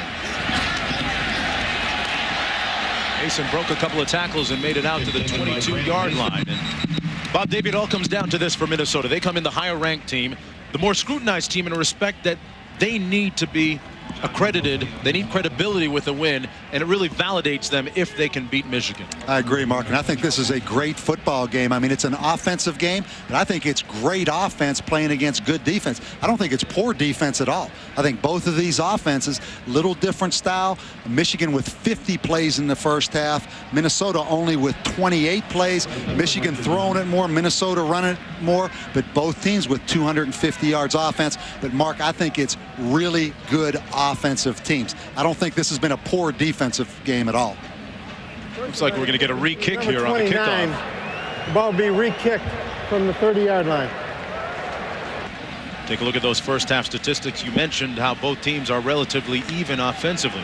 Mark, here's the stat. Michigan with 50 plays averaged 5 yards a play. Minnesota with 28 averaged 9 yards a play. So if you're Michigan's defense, keep Minnesota from getting the big play. But Michigan with 50 plays in the first half and really only 17 points. But both these offenses, I think, impressive. As for Steve Preston, Bob, back to him. You know, he missed Tuesday and Wednesday last week of practice after injuring his finger. He literally split that finger in half in the Iowa game here a couple of weeks ago. He actually went back into the game, made a couple of receptions, made a couple of catches before finally succumbing to the pain. But that young man has an incredibly high pain threshold, and he got back to practice on the field on Thursday. The doctor said he's okay if he can deal with the pain. You're right. If I'm Glenn Mason, I'm nervous right now. Onside kick. But Michigan recovers it at the 44-yard line. That is a Glenn Mason trademark. The surprise onside kick. Willis Behringer recovering the loose ball for Michigan. Mark, I don't know that I can say I like that call. I mean, at some point, there is a surprise element with onside kick, and you went onside kick two seasons in a row against Penn State. So obviously Michigan's going to prepare for onside kick. At some point, you don't have to trick them. Minnesota's a good football team right now. So line up and let your guys play. I mean, to give them field position right here to start the second half, I question that call. Up to the 45-yard line on 1st and 10. Michael Hart on the carry. Powering forward over the right tackle. Run down by Terrence Campbell near midfield. Let's go downstairs to Holly.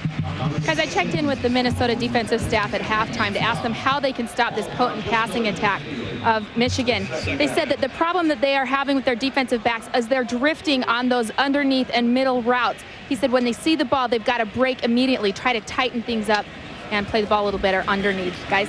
Right, Holly, and Braylon Edwards certainly one of the objects of their concentration. 2nd down and 5. Hart now with 65 yards rushing in the ball game, adding to the total right here. Got about 5 more right near the 1st down marker at the 45-yard line. Got a nice block up front from his tight end, Massaquoi. Mark, we have to go back to that onside decision right there. You know, particularly after he had the 5-yard penalty, which puts the ball back on the 30-yard line. And obviously he saw something on the tape that he thought he could punch that ball over the front line. But you know, bottom line, if it worked, great. But I think it's too high risk, too high reward potential right there, particularly in a 17-14 football game. Afraid of rolling the dice. 3rd down and 1. Hart on the second effort got the first down and then more real estate. Down to the 33. Michael Hart had a chance, but Mark Lossley, number 97, the defensive nose guard, tackle, had a shot at him, Bob. Mark, when you look at Michael Hart, his upper body is not developed yet as much as obviously going to be developed, but his lower body, great lower body strength. And right here on this 3rd and short, you're going to see right there, I mean, he stays alive and breaks out of that pile. So strong legs. 1st down and 10 now from the 33-yard line. Avon in motion. Play fake. Henne with plenty of time, and in the flat, Hart couldn't get the handle of the poorly thrown ball that time by Chad Henne. And Bob, you had a chance to speak with one of the strength and conditioning guys before the game, and you talked about the development of Michael Hart's body. How tough is it to get freshmen to buy into getting in the weight room and really working on their bodies? Mark, I think it's pretty easy, because what happens, those freshmen come in and they look at those older guys in the development of their body and they say, you know what, I want to look like that. And a guy like Chris Perry, who's incidentally back here this weekend for this game, he goes out and he's a 1st-round NFL draft choice. So Michael Hart looks at Chris Perry and says, hey, that's what I want to look like in 4 years. That body by Jake. Edwards was in motion. Henne right over the middle, picked off that time. Owens with the pinch. Owens on the move, and Minnesota into Michigan territory at the 47-yard line. That's Minnesota's 8th interception this season defensively. Brandon Owens, we mentioned he was a free safety. He splits time with Dominic Sims at outside linebacker. And right here, Mark, a freshman is a freshman. And he just flat made a terrible decision right there. And Minnesota dodges the bullet. So after all the conversation, the onside kick, really no factor. Greg Hudson, defensive coordinator, looked like he wanted to throw a block on the sidelines. But Mark, you see Chad Henne, you said it at the intermission, he makes great plays, but he is still a freshman and he makes some freshman mistakes. Maroney looking for a great play, pushed out of bounds right near the line of scrimmage, and it's the first interception in the last 79 attempts for Henne. Yeah, Bob, he does seem to kind of live on the edge at times with some of the passes that he chooses to throw. He's so strong-armed, Mark, that he wants to make plays every time he drops back. And sometimes you just have to be patient. But what a big play for this Minnesota defense. 2nd down and 9. Maroney in the ball game. Malone back, a 2 tight end formation. Play fake, looking at Ellerson all the way, and Ellerson dropped it at the 33. Very uncharacteristically for him. It'll be 3rd down and long for Minnesota now. Mark, and Jared Ellerson averaging almost 20 yards a catch for his career, and he'd love to have this one back. I mean, as you said, he's one of the Big Ten's most underrated players, in my opinion, and obviously that should have been a catch. 3rd down and 9 for the Gophers. They need to get to the 36-yard line. Michigan again up in bump and run man coverage, Mark. Cupido's going to pass again. Got single coverage on the far side. Ellerson is overthrown. There's a flag down at the 44-yard line. So Cupido going back to his main guy. Pass intended from to Jared Ellerson. Cupido trying to perform under the watch of about 30 or 40 family members who made the trip from Cincinnati. This holding call going against Minnesota. Preliminary indication of a holding penalty against Minnesota. I think Michigan will decline that penalty, Mark, which will set up a 4th down. Holding, number 74, Minnesota. Penalty is declined, 4th down. Another 3 and out for the Gophers. Mark, we're going to get a chance to maybe see this holding at the top of the screen. There you see it right there. It's number 74. Number 74, Melander, the left offensive tackle, holding Lamar Woodley, the talented outside linebacker. Reese Lloyd shooting for the Coffin corner. Hall will watch it bounce, and Minnesota is going to down this inside the 5 at about the 2-yard line. A 43-yard punt from Reese Lloyd. Young man from London, England, and Braylon Edwards about to get on the field and work his magic in a moment. Leading by a field goal, 12:25 to go in the third quarter. Each team has had the ball once, and our Applebee's hometown hero this week, Braylon Edwards from nearby Detroit, Michigan. Actually, his father, Stanley, played at Michigan from 77 to 81. Had some very productive years as we go back in the time machine. The Rose Bowl in 1981, he gained 68 yards, scored a touchdown as well. There's a look at Stanley, a pretty good blocker as well. And I know you love those high white socks they used to wear. Back in the day, baby. And I'll tell you, Mark May and Trev Alberts lit up too, because they used to wear those high white socks just like that. I always felt that the high whites made you look fast. No question. There's no doubt about it. Good. First down and 10 from Michigan. A little illegal motion in the backfield. Tyler Ecker, number 89, the tight end, and Kevin Dudley, the fullback, both moving prematurely. Mark, no exchange on that onside kick opportunity. On start. Number 89 and number 32, Michigan. By Minnesota. After distance to the goal remains first down. And also the interception. So no points exchanged right there, but obviously how it affects field position. Just a moment ago, Michigan had the ball on Minnesota's 40-yard line, and now they're back on their own goal line. So field position was affected by the interception. First down and 11, and Henne keeps it himself on the quarterback sneak out to the 3-yard line. Second down and long now. And let me ask you this question. Go ahead. Do you think Braylon Edwards is a legitimate Heisman Trophy candidate? I'd have to say he's the leader right now. I love the big play potential that he has. I love his impressive numbers. He's been definitely a game breaker and a big factor in each and every one of the games and their wins so far. I think the problem, punt returner, kick returner. If you're going to be a receiver and win it, you have to be a punt returner, kick returner. And good blocker on special teams. I know, but that blocker, there's not many guys sitting out in Sacramento right now with a vote worried about those blocks. What they want to see is that kickoff return or that punt return. Well, he did blow up the punter. Kyle McKenzie on the stop on Michael Hartis. We have a little proof. Look at his work on special teams last week. First of all, a little hitch and go, catches the long ball right here for a 79-yard touchdown. But here's what's really impressive, Mark. Out here on the punt return. I mean, that is an unbelievable lick. I love that block. It lost a little credibility when I found out that was Indiana's punter that he knocked out right there, but still a great effort. On third down and 10, Edwards in motion. Going to run it out of the end zone. Michael Hart stopped up right at the line of scrimmage at about the 3 by Anthony Montgomery, and it's fourth down. In comes the punting unit to a smattering of boos from the over 110,000 here at Michigan. Good defensive stance that time by Greg Hudson's defense. And Mark, it all started 2 series ago, obviously with the big interception by Minnesota, created this field position right now, and it's easy to call defenses when they're backed up on their own 1-yard line. Finley with the punt. This third of the afternoon, Marion Barber III standing at Michigan's 42. They're going to get a chance to return this one.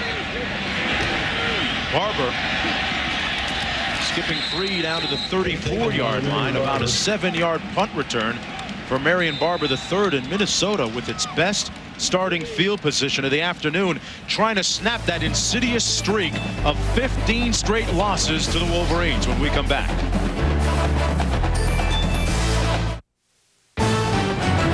ESPN's College Football Saturday, brought to you by Saturn, People First, and Singular Wireless. It's homecoming weekend here in Ann Arbor, Michigan. Michigan leading 17-14, but Minnesota with great field position, first and 10 from the Wolverines' 34. Barber in motion.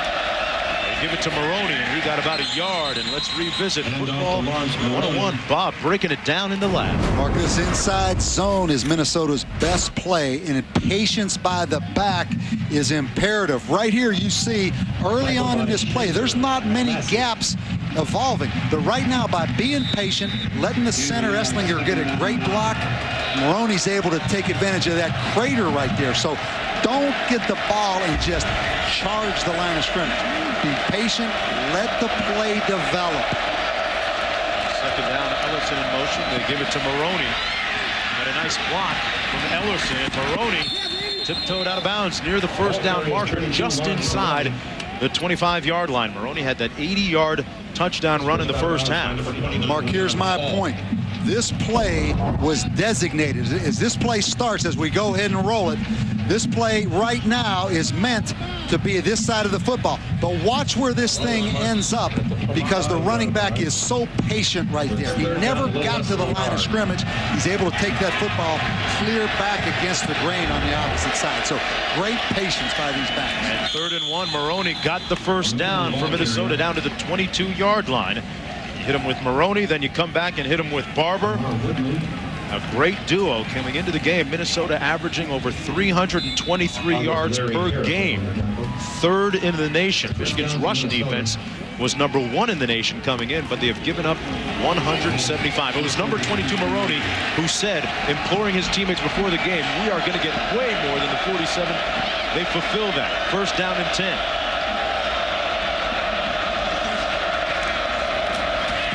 Stopped up. Back at the 27-yard line, the charge led by number 99, Pierre Woods, and Ernest Shazer. Mark, Ernest Shazer early in the game missed the tackle in the open field, but you're going to see him come off the corner right here and blitz. Ernest Shazer, a free safety at about 6'4", looks like a linebacker. But let's go back to this point. Michigan, number 1 in the country, creating turnovers with 19. Minnesota still 0 turnovers on the day, Mark. And taking care of it. Cupido on the out and up pattern, wide open in the end zone. Touchdown, Ellerson. The Gophers take the lead.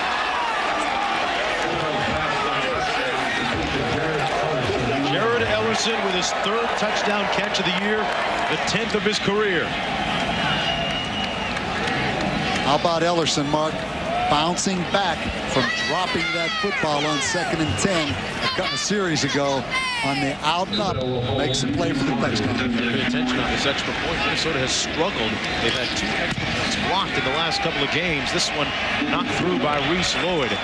Ellerson with the touchdown makes it 21-17. And Mark, anytime a receiver is going to run a double move, the quarterback is probably going to take a lick because it takes a long time to develop. And watch right here, Cupido, a little hitch, delivers the football. Jared Ellerson with the finishing touches. Minnesota leading by 4 when we come back.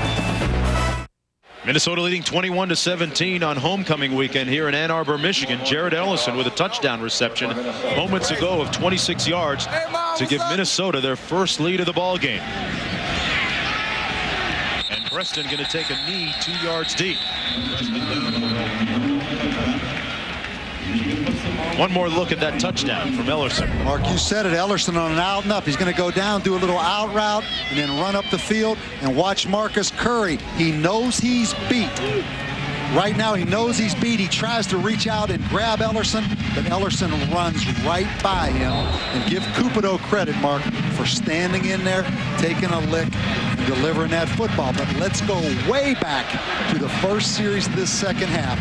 After Minnesota tries an onside kick, Michigan with great field position, Chad Henne throws the interception, which eventually led to field position, and Minnesota taking advantage of it for the touchdown. First down and 10. We'll see if Edwards and the offense can answer. He's thrown 1 interception, and what a stick by the guy they call stick affectionately, Terrence Campbell. The leading tackler on the defense put a hat on Hart. Mark, anytime you get a big lick like that, I compare it to basketball because I know you love these analogies. It's like a slam dunk. And it energizes everybody on the football team. Terrence Campbell right here is going to be in man-to-man coverage right here. He's just going to close on Hart. That's a great lick right there. Second down and 13 as a result. And he's going to pass. Trying to set up the screen. Nothing happening that time, and he wisely threw it away. Let's go back to Reese in the studio. Guys, I believe there is a Heisman candidate in the Oklahoma backfield, but I don't believe it's the guy that already has a Heisman. Adrian Peterson, over 100 yards on the day, ripping off 17 against that Texas defense. But then Brian Robinson with the big stick on Peterson to hold Oklahoma to a field goal. 6-0. Sooners have the lead early third. All right, Reese, I had no idea that would be such a low-scoring game. 3rd and 13.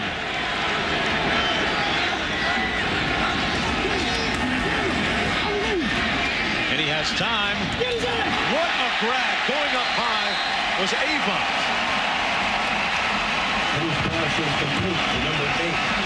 First down, Michigan at the 34. Mark, I go back to this point. Minnesota only 8 sacks on the season. That takes time right there. You watch Chad Henne step up in his pocket and the throwing lane created. Now, that is a great catch by Jason Avant, but how about that offensive line staying in there and protecting? But that does show some athleticism right there by Avant. Sure did. A pickup of 17. First down and 10. Pass again. Looking up top for Edwards. That's out of bounds. Yuki Dozier victimized on a touchdown catch by Edwards in the first half. In on the coverage along with Justin Fraley, the strong safety. Mark, again, Braylon Edwards, the point I want to make. Little double move right there. Michigan has made a commitment, in my opinion, to throw the football down the field. And I think that's an excellent decision by Lloyd Carr and Terry Malone, because obviously Chad Henne has the arm strength, and they do have these big, tall, talented receivers. On 2nd down and 10.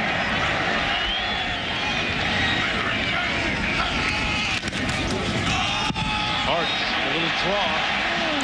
Nice tackle at the 41-yard line, coming up from his safety spot. Justin Fraley making the stop for Minnesota. It'll be 3rd down and about 4 to go for Michigan, with 7:05 to go now in the 3rd quarter. For Minnesota, this game has a lot of consequences. The most important one that they must win this game to gain some kind of credibility. Mark, right here, Michael Hart comes out on an ISO. A good block right there by Carl Tabb, number 17, the wide receiver on Terrence Campbell. 3rd down and 4. Just trying to quiet their critics. A little blitz that time on 3rd and long, and it depends on the spot. It looks like they're going to give Hart the first down near the 45. McKenzie made the stop on the play for Minnesota. A little bit too late. Mark, you're right. Cal McKenzie had an opportunity really to make that tackle in the backfield. First down and 10 as a result. Good hard run again, though, by Michael Hart. You see McKenzie right there. This guy, lower body strength, Mark. I go back to that again. I mean, he has good strength. Gonzalez in motion. Michael Hart again.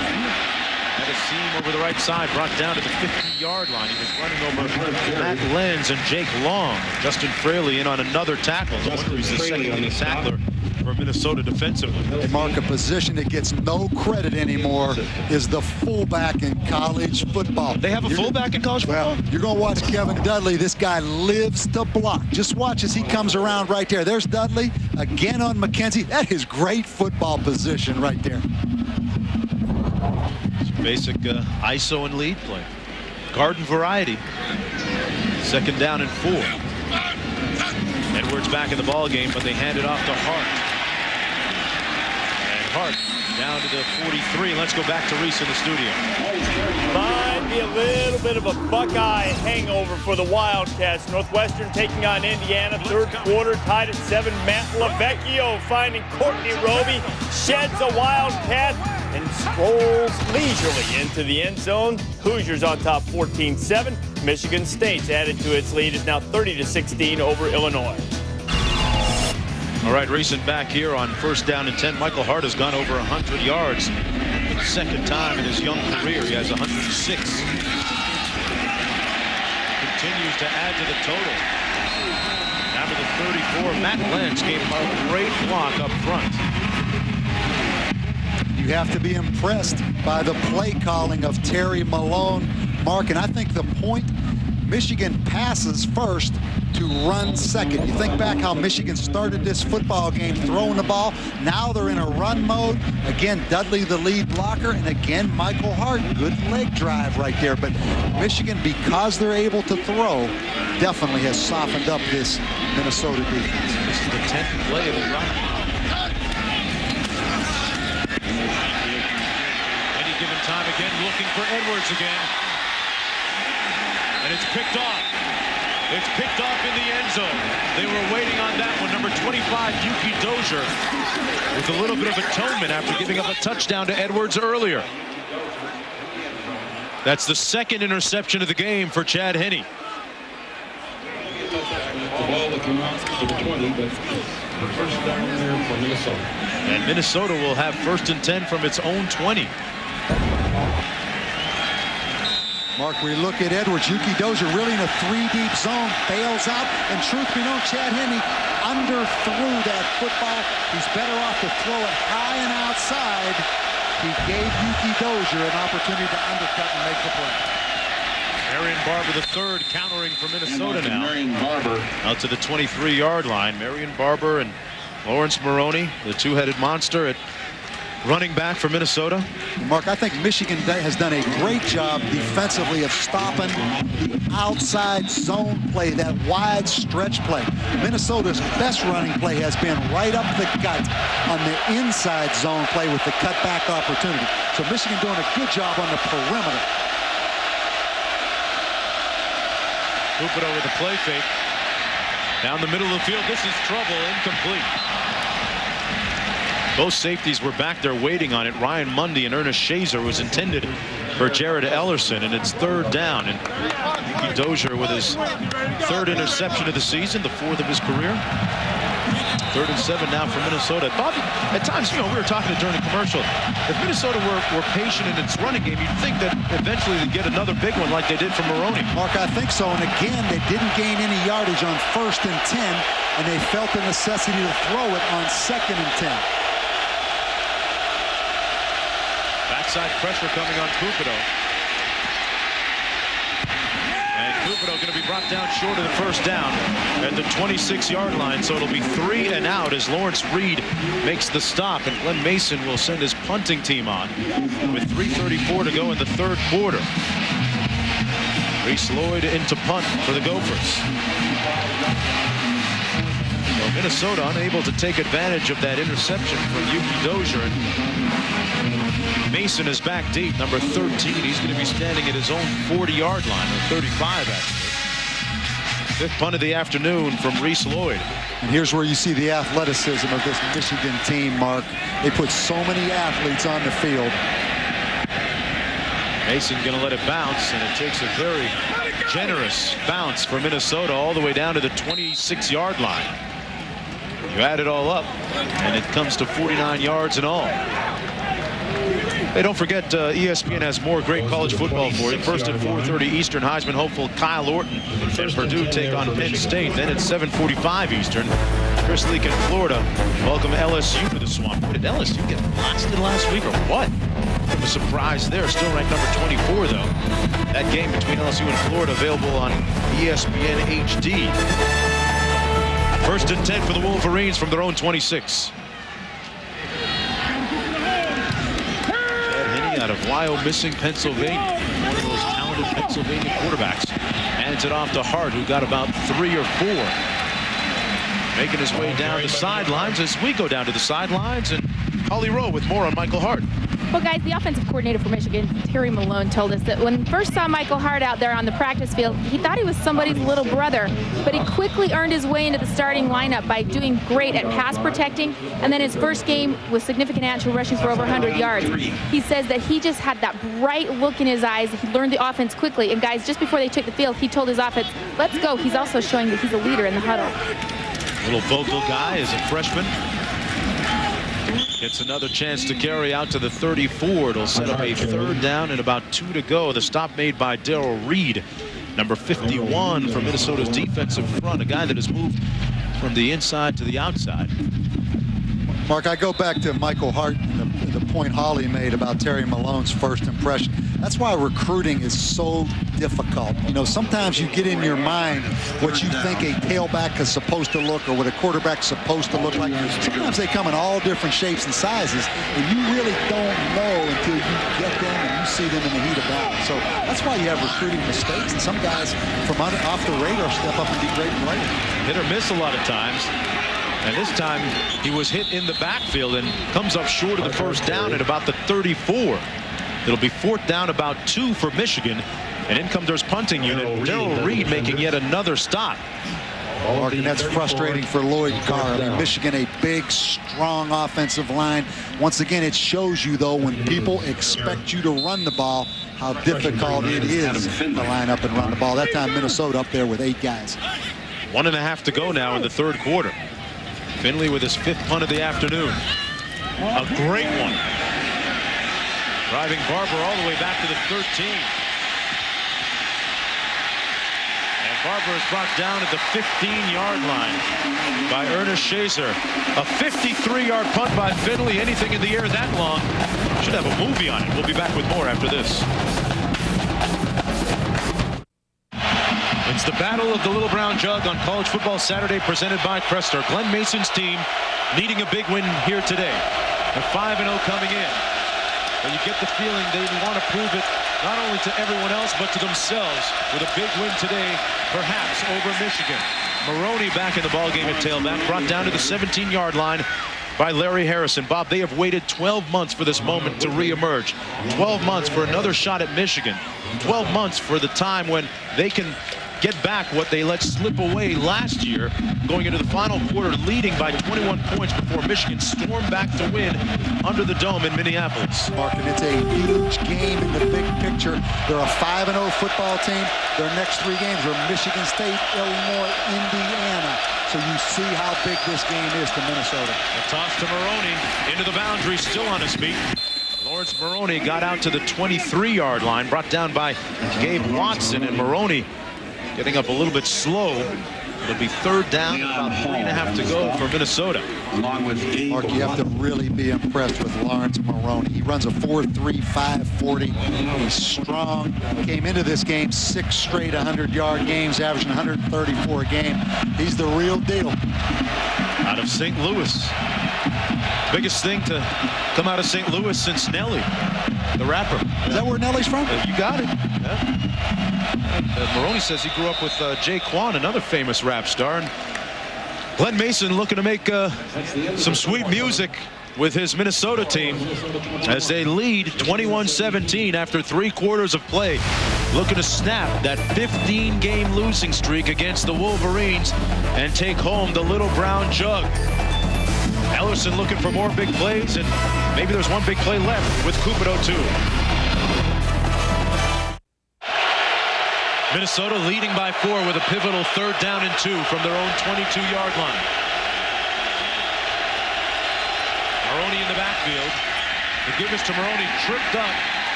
Apparently short of the first down at about the 24. Gabe Watson got an arm out and appeared to be the one to cause the stop. It'll be 4th and short for Minnesota. And Mark, Michigan's going to stop and force a 4th down punt right here. But if you're Minnesota, Cupido, the quarterback, has done an excellent job taking over for Assad Abdul-Khalid. But the fact is he's not a runner. So you eliminate quarterback draw. You eliminate option. It makes it a lot easier in those 3rd and 3 situations defensively because you don't have a runner at quarterback. A little different from a season ago, Bob, when they had Assad Abdul-Khalid almost blocked that time in the backfield.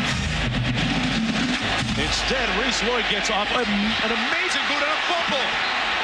Minnesota recovers. Minnesota ball into Michigan 8. An incredible swing of circumstance. Mark, is it the year of the Gopher? Because that punt should have been blocked. Michigan knifing in on special teams. Almost blocking the Reese Lloyd punt. And at the other end of the field, the fumbled punt. Mark, Lloyd Carr is in shock right now because watch right here. He leaves his feet. He left his feet too early. Alicia Bradley, number 26. Yep. That's the 3rd turnover of the day for Michigan. And Leon Hall fumbled it at the other end. this point was Steve Weston with the broken finger with the cast on his hand, not back there returning punts for Michigan. First down and goal. Arian Barber III stopped up after a gain of maybe 1. It'll be second down and goal. Rodell Biggs and Roy Manning in on the stop for the Wolverine defense. Minnesota leading by 4. And the freshman Pinnock, the third-string tailback, recovering the fumble from the 9. Second down and goal. Mark, you go back and look at this punt. Elijah Bradley. Wow, what a change in this football game. Little bootleg by Cupido. Threw it behind Ellerson. And Bob, you pointed out, if that's a year ago, quarterback runs into the end zone. Mark, no question. I mean, a year ago, Asad Abdul-Khalik in the football game against Michigan last year ran for over 100 yards. But give Cupido credit right there. He did not force that thing and throw the interception. His dad, Steve Cupido, had a talk with him before the game. He said that, son, if you win this game, you'll be remembered always as the guy that beat Michigan. That time misfiring behind Ellerson. Third down and goal from the Michigan 9. Interesting call. Does Glenn Mason play for the field goal right here, which gives him a 7-point lead? Cupido throws it away wisely into the stands. Mark, now we must talk about Reese Lloyd. 5 extra point field goal combinations have been blocked in the previous 2 weeks. They have had a litany of problems. There is one against Northwestern, had a couple of them blocked. 5 out of the last 9, as you mentioned. This a field goal that was blocked against Penn State. 3. He just flat drives it into the chest of those defensive players. This one he gets up and he knocks it through the uprights. Minnesota now leading by 7. A season ago he was 14 of 18. Now he is 6 of 10 on the season. Reese Lloyd gives the Gophers a 7-point lead. But it's all about finishing. They don't want to have a repeat of last year.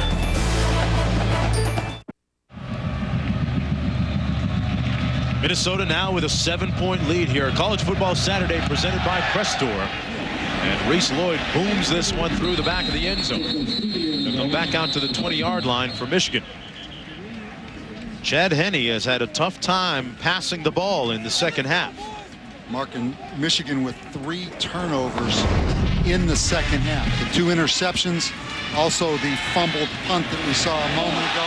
That one right there really hurt the first series of the second half. Here he underthrows Braylon Edwards. And a punt that should have been blocked by Elijah Bradley turns into a big Minnesota turnover. The good news, Mark, Michigan's defense stepped up, held them to a field goal. Again, we see the jumbo bunch formation out here with 4 receivers. You know there's another play off this besides just the jailbreak streak. Edwards got some good blocking out in front of him. He got a first down beyond the 30-yard line. Boy, those 3 guys out in front of him really parted the Red Sea, so to speak. There. Mark, that's really like a backyard football play. I mean, there's a bunch of little kids out there in America right now on a Saturday afternoon running this same kind of play. Just put 3 guys out there in front and throw it to Braylon Edwards. Excellent tackle right there by Justin Fraley in the open field. Terry Malone becoming even more creative. First down and 10. We didn't see any of that against San Diego State a few weeks ago. This offense really evolving. Avon in motion. Back to pass. Edwards open, and the first down. His forward progress going to be marked at the 44. He was working on Tremaine Banks that time. Mark, it's scary to think what Chad Henne, if he can stay healthy, is going to look like 3 years from now. Because I'll tell you what, not many guys in college football throw this with the velocity that he just threw that football. I mean, it really is a little bit frightening if you're on that Michigan schedule down the road. I mean, this guy is going to be something now. Just one of 2 true freshmen to make their season debut for the Wolverines. First down and 10. Edwards, meanwhile, continuing to put up some good numbers this afternoon. Mark, I go back to Chad Henne. I've played against a lot of Michigan quarterbacks. Henson, Brady, This kid, in my opinion, potential is unlimited. He has a rocket for a gun, and just watching the evolution of him since the early in the season, he is still a true freshman. That's 5 games in. Michael Hart, another true freshman, through the heart of the defense, down to the 39, a first down. Pavelski finally making the stop deep in the secondary for the Gophers. Again, Mark, Michigan throwing to be able to run. They ran the jailbreak screen. They throw the out to Edwards. Now they come back on a little draw. Minnesota playing pass. That's a gaping hole right there. So again, Michigan's best offense, in my opinion, is throw to run, not run to be able to throw. Changing times here at the University of Michigan. First down and 10. Draw play this time to Hart. He stopped up at the 36. Got about 2 on first down. And let's go back to Reese in the studio. All right, Mark. Nation's longest losing streak, Army. Lost 19 in a row coming in, taking on Cincinnati. This is Tyler Robinson, a 12-yard run for the Black Knights of the Hudson. Hey, they're not quite to halftime yet. It's 32-29 Army over the Bearcats. That is unbelievable. For me to see basketball Army game. 32 points in the first half, and they're not running the wishbone, much to Trev Albert's delight, because he's anti-wishbone. Isn't he anti-offense? No, he's anti-wishbone. Oh, okay. Michael Hart, meanwhile, the injured Michigan player on the field, and now good to see him get up. This is what unfolded during the last run. His head went right into the turf, but Hart coming out of the game with 31 rushes for a total of 142 yards and a touchdown. We've seen a number of different backs this year for Michigan. Rembert, Jackson, Underwood started the year, had a concussion against Notre Dame and hasn't been the starter since. Max Martin is the guy who's seen some action, and Rembert in the ball game right now. Second down and 7.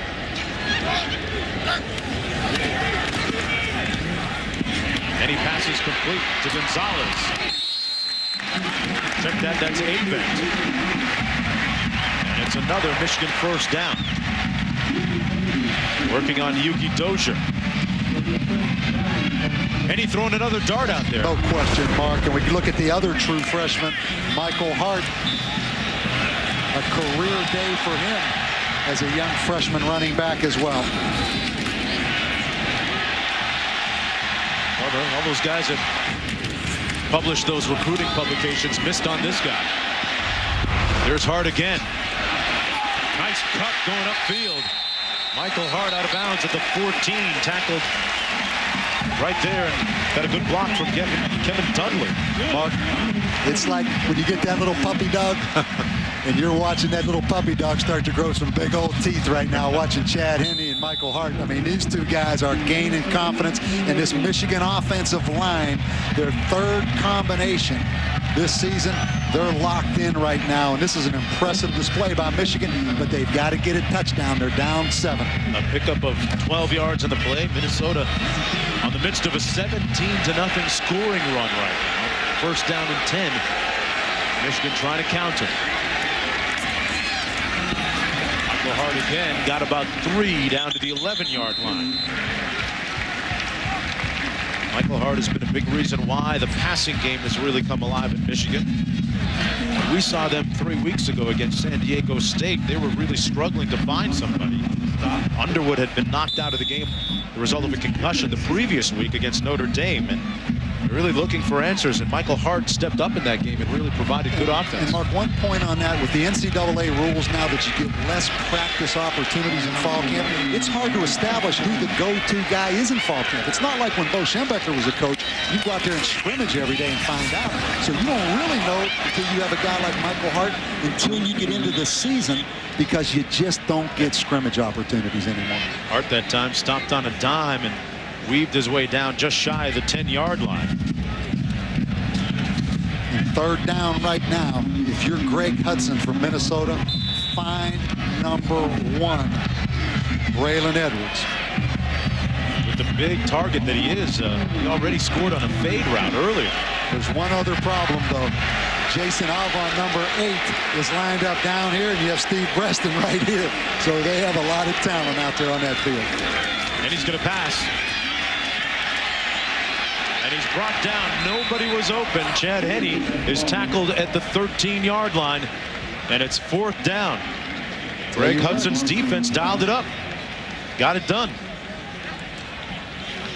And in comes the field goal unit led by Garrett Rivas. Rivas has made one today already from 38 yards out. Prior to that, he had missed 3 of his last 4 field goal attempts. This one coming from about 29 yards out. Low snap. Wasn't pretty, and he knocked the knuckleball through. With 9:36 to play, Minnesota's lead now sliced to 4 points. Mark, you said it wasn't pretty. It was a low snap right here. Gutierrez fights to get that ball down, and that ball was not down, but Rivas drilled it through. Style points don't count anyway. We'll be back with more after this. ESPN's College Football Saturday is presented by Crestor. Visit Crestor.com and ask your doctor if Crestor is right for you. And in part by Suzuki. More and more people are making the smart move to Suzuki. Michigan with one of the biggest alumni in the country, and their alumni very young and active still, Bob, obviously, by the last picture. Impressive looking guys down there. Berg with the kickoff. Barber coming back the other way, left his feet and got drilled in the air at the 18-yard line. A good stick that time by Jamar Adams. The 1st down and 10 for Minnesota. Mark, again, Michigan came into this game, had created 19 turnovers, #1 in the country as far as defenses creating turnovers. Minnesota still with 0 turnovers on the day. But this is an opportunistic, swarming Michigan defense. Ryan Cupido, the quarterback. Cupido with some 30 to 40 family members in attendance here. He actually had an uncle that scored 4 tickets from an ex-Michigan player somehow. Hands it off on 1st and 10 to Maroney, who got maybe 1.5 yards. 2nd down and about 8 to go. Glenn Mason said of Cupido, he said, hey, just because Asad Abdul-Khalik is gone, Bob, doesn't mean that we're going to go back to football 101. This is a young man that has watched for a couple of years, has learned for a long time, and has now, via the first game against Toledo, earned a lot of respect from his teammates. You're right, Mark, and the only new starter on this offense from last year is Brian Cupido, so a lot of pressure coming into this season for him to step up.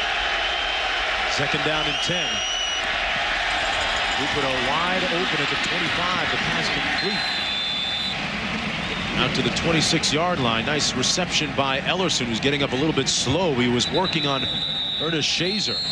Ellerson with a touchdown catch already this afternoon, and he is still down at the far side 25-yard line. It'll be 3rd down and about 1 to go for Minnesota. That was the 6th catch of the game for Jared Ellerson, and Ellerson is an interesting story as well as we take one more look at this. Ellerson really stepped up the level of his play, Bob, a season ago. It looked like his neck got jammed back a little bit. No question, Mark. Ernest Shazer had Ellerson around the legs, and Marlon Jackson came in high and kind of snapped him back right there. Good to see him up off the ground. Yeah. Ellerson last season improved his work habits, and that was a result of him having a very serious vibe, a heart-to-heart with, interestingly enough, his younger brother, which went on to inspire him and had a great year last year, trying to build on that this season. 3rd down and 1, and one of their main offensive weapons, Ellerson, out of the ball game.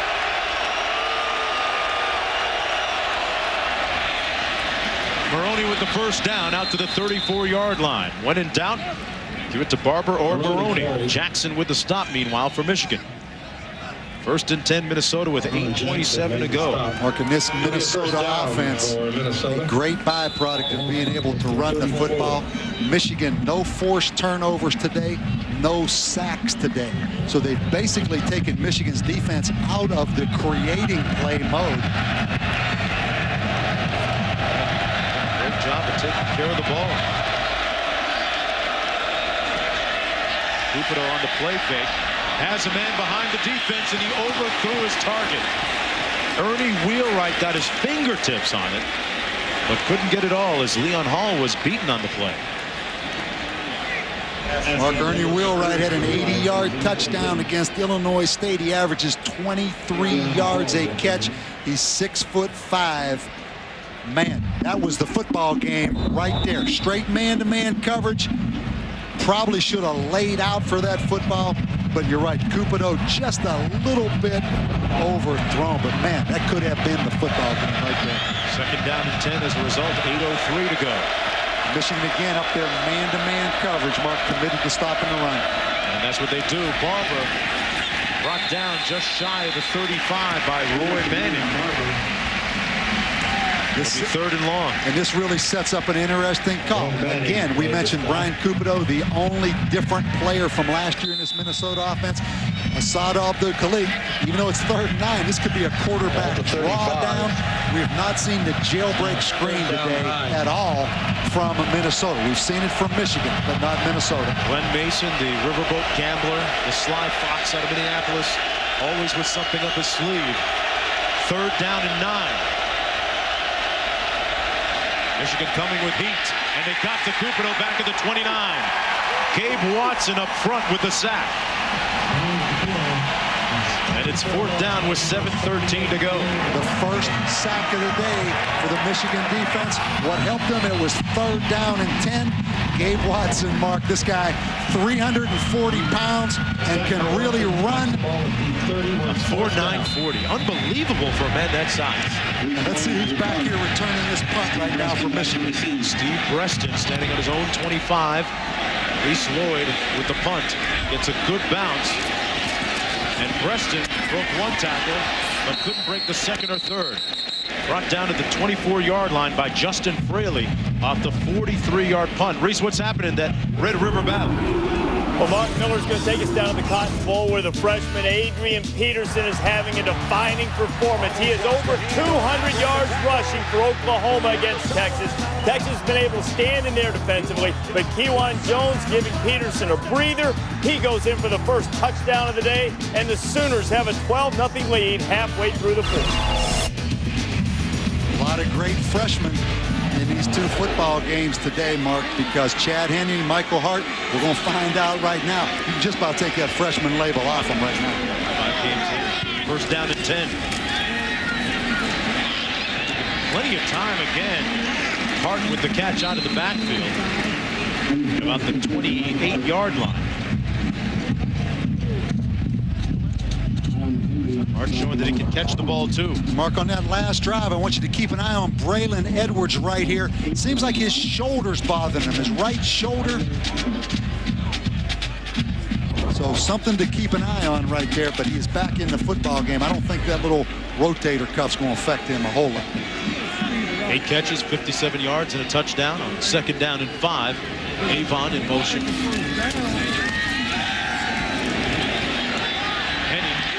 Finds Edwards. And this guy is straight up scary in the open field. He's lethal. 1st down, Michigan. Tremaine Banks pushed him out of bounds. Mark, I think that shoulder's okay. Yeah, I'm with you on that. And I'll tell you what, that right shoulder on number 7 that just threw this is definitely okay, because again, I mentioned before, Michigan will adjust their routes depending on what coverage the defense plays after the ball snap. So it doesn't do Minnesota any good to be up there pressed and then bail out, because Michigan's just going to convert. And it takes a quarterback with a gun to be able to throw that deep out like that. Henne with a lot of poise, belying his age on 1st down and 10. Gonzalez in motion. Hard on the carry, got about 2. Brought down by Eric Clark. Chad Henne, as you mentioned, Bob, continuing to mature and grow, and he told me an interesting story about how during his high school days he endured a little bit of adversity. I'm Mark Jones along with Holly Rowe and Bob Davey. Michigan trailing by 4 and getting back to Henne. He said that in one of his regional championship games, his left non-throwing shoulder actually popped out. He only missed 2 plays, got back in the game. They popped it back in. That's the kind of tough guy that he really is. 2nd down and 8. Edwards couldn't come up with the grab that time at the 31. But too strong that time by Chad Henne. Mark, now if you're Lloyd Carr, You're going to see Chad Henne overthrow again when they get the soft corner. They convert it to the out on Yuki Dozier. But interesting here on 3rd and 8. Ball at the 39-yard line. You have to think that Lloyd Carr will go for this on 4th down if they gain some positive yardage here. So not a bad drawdown. Just try to get it back to a manageable 4th down right here. On 3rd and 8, 3-receiver formation. Oh, what a great defensive play by Justin Fraley. No flag. He came around the intended receiver, the tight end Tim Massakai.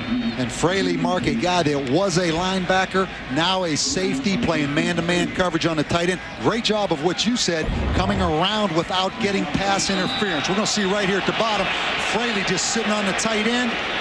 Great job of keeping that left hand off the back of Massaquoi.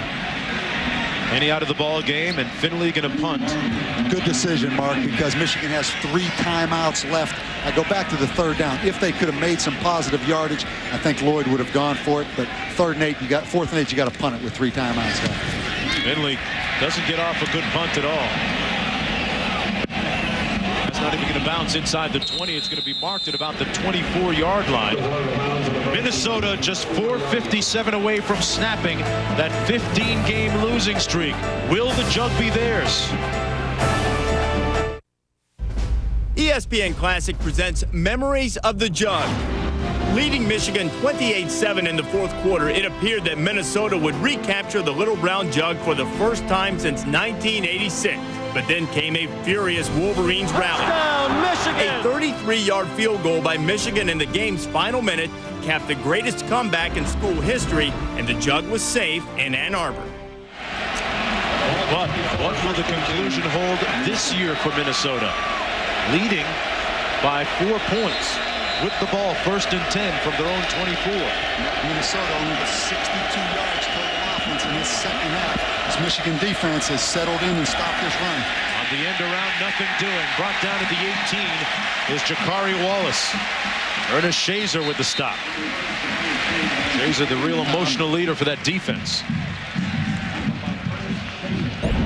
Lost about 7 yards. It'll be a timeout called by Michigan. Excellent job again by Ernest Shazer, Mark, who basically plays like a linebacker up here in these 8-man fronts. And I've got to ask you something right now. Part of our audience right now is ESPN Classic, right? Right. This game has a chance to be a legitimate classic before it's over. Does that mean they play it back-to-back? Why not? Yeah. I mean, instant classic. That's the whole concept of the thing. We figured, we knew it was going to be a classic, so we'd show it live to everybody. ESPN Classic with about 55 million viewers. But a lot riding on this football game right now, Mark, for both teams. And you look at Minnesota right now, it seems like every year they start off 5-0.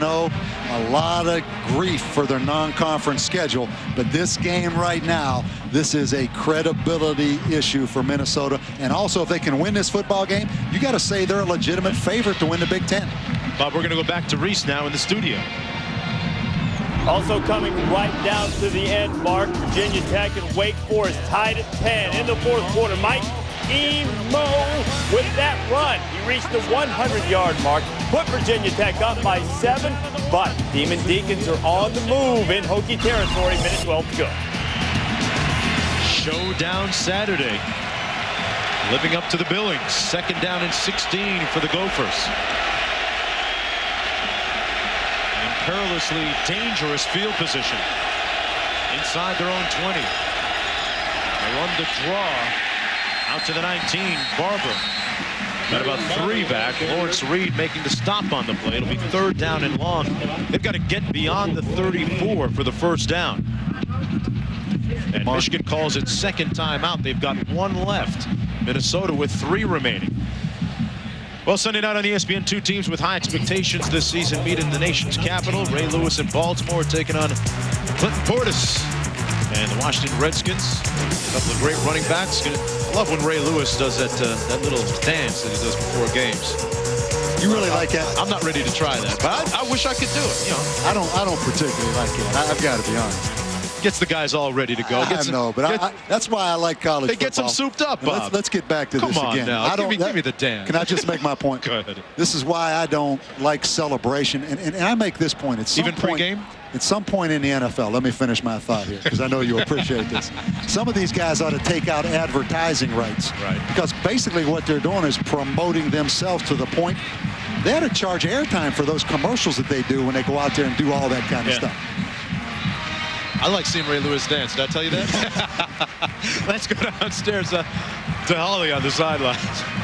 Well, guys, you talk about that loss last year that was an ESPN Classic. Minnesota, though, still learned something very critical from that three-point loss at home. They learned that they could be a much better football team than they ever dreamed of. They've been rebuilding with Glenn Mason. They've been to bowl games the last 4 or 5 years, but even they didn't know how high they should set their expectations. Due to that win last year, their expectations this year are nothing less than the Rose Bowl. We'll see if they can tie it up here. Yeah, this will be a big play, Holly. Michigan coming with pressure up top. It's caught and complete at the 48-yard line. Wheelwright atoning for that earlier miscatch, catching it this time, and a huge play for the Gophers. A first down inside Michigan territory, and the Wolverines with just one timeout remaining. Mark, 4:43 to go. You have to wonder, Michigan up here, straight bump and run, man coverage. It's 3rd down and 15, and they simply go to the 6'5" Wheelwright right there. Wheelwright on Marcus Curry, and he makes a play. Give Cupido credit, give Wheelwright credit, but also question Michigan. Straight bump and run on 4th down and 15. Got it down to one guy going up and making a jump ball play. Pickup of 34 yards. Marion Barber III, actually Maroney, stopped up that time by Shazer, who knifed through the defense to make the stop. That's going to be a loss of about 5 yards on 1st and 10. And Lloyd Carr obviously used 2 of his 3 timeouts, Mark, on that last series. But give Minnesota credit. 3rd down and 15. They're a predominantly run team, but you have to question straight bump and run man coverage with no help behind it on 3rd down and 15. That might have been the biggest throw of Brian Cupido's career, the biggest completion of his career, and the biggest catch of Wheelwright's young career. Mark, I think he's going to get a chance to throw it again here, depending on what happens on this 2nd down, though, because they had a negative yardage play on 1st and 10. To Maroney. Maroney stopped up again by Shazer. We were told that Shazer was going to have to play a big game for Michigan defensively. He's done just that. Mark, you're right. Stops. And here we are right back again in another 3rd down and 16 situation. Minnesota unable to run the football, which is a little bit surprising. Part of it because Ernest Shader's in 12 tackles. I don't think Michigan will be in straight man-to-man coverage right here again. I look for them to play a two-deep look, make Minnesota execute. Ellerson is going to be split to the top of the screen. Wallace beside him in the slot. And we're going to have a timeout. This time Minnesota burning one of its remaining timeouts. They're down to 2 now. Minnesota has lost 15 straight times to Michigan. They're trying to snap that streak this afternoon. And ESPN with 2 more great football games coming your way at 4:30 Eastern. Kyle Orton and Purdue, number 10 in the country, taking on Penn State, who lost to this Gopher team last week in Minneapolis. And then it's LSU taking on Florida at 7:45 Eastern time. That game available in high definition on ESPN HD. Is Kyle Orton the best quarterback in the country, Bob? Mark, I think he is right now without any doubt. I mean, you look at, I think he's close to 150 pass attempts on the season, 0 interceptions, 17 TDs. I've watched the evolution, as you have, of Kyle Orton. Extremely strong arm, extremely talented when it comes to checking at the line of scrimmage. He's the real deal. I think he's as good as any quarterback in the country. I'll say that. Chad Henne getting a lot of acclaim as well at quarterback. But 3 costly interceptions here in the second half from Henne. 3rd down for Minnesota, 16 to go.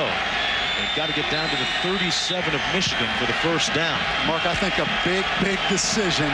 Jim Herman, the defensive coordinator, again right here, is going to go man-free coverage. He's going to lock those DBs on underneath. So it could be a one-on-one jump ball situation. And a little premature movement by Melander, Ryan Melander.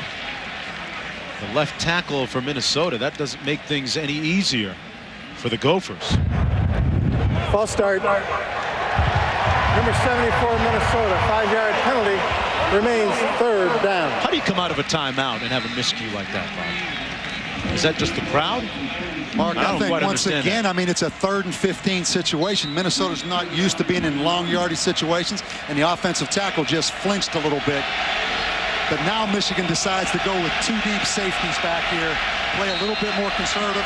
Not a bad run-draw situation for Minnesota, Mark, to keep that clock moving. Have another whistle down on the field. And Minnesota calls another timeout. So they call a timeout, get a penalty, and then call another timeout. So they're down to 1 now with 3:18 to go. Cupido consulting with that wristband.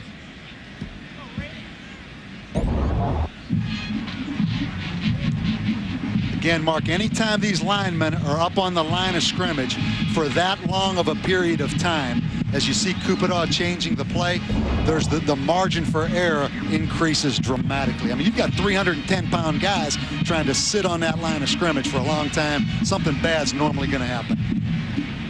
3rd down and 21. This game has really proved to be everything that the hype predicted that it might. Mark, I think it's one of 2 choices right now if you're Minnesota on offense on 3rd down and 21. You either throw the football way down the field, which in effect serves as a punt. If Michigan intercepts it, you also give you a chance to convert. Or you run the football right now. Michigan with only 1 timeout left and use all their timeouts left. So don't throw the ball in the intermediate zone. If you're going to throw it, launch it like a punt or run the ball and make them use their timeout. Nothing in between. Last couple of times Minnesota, Bob, has run the ball. Michigan with 8-9 guys in the box, it appeared, just sitting on that run. But the amazing thing, when you got a guy like Maroney back here, Mark, he can turn something into a big game in a heartbeat. They hand it off to Maroney. No magic on this play. Maroney tackled at the 44 by Lawrence Reed, so it'll be 4th down and long with 3:15 to go.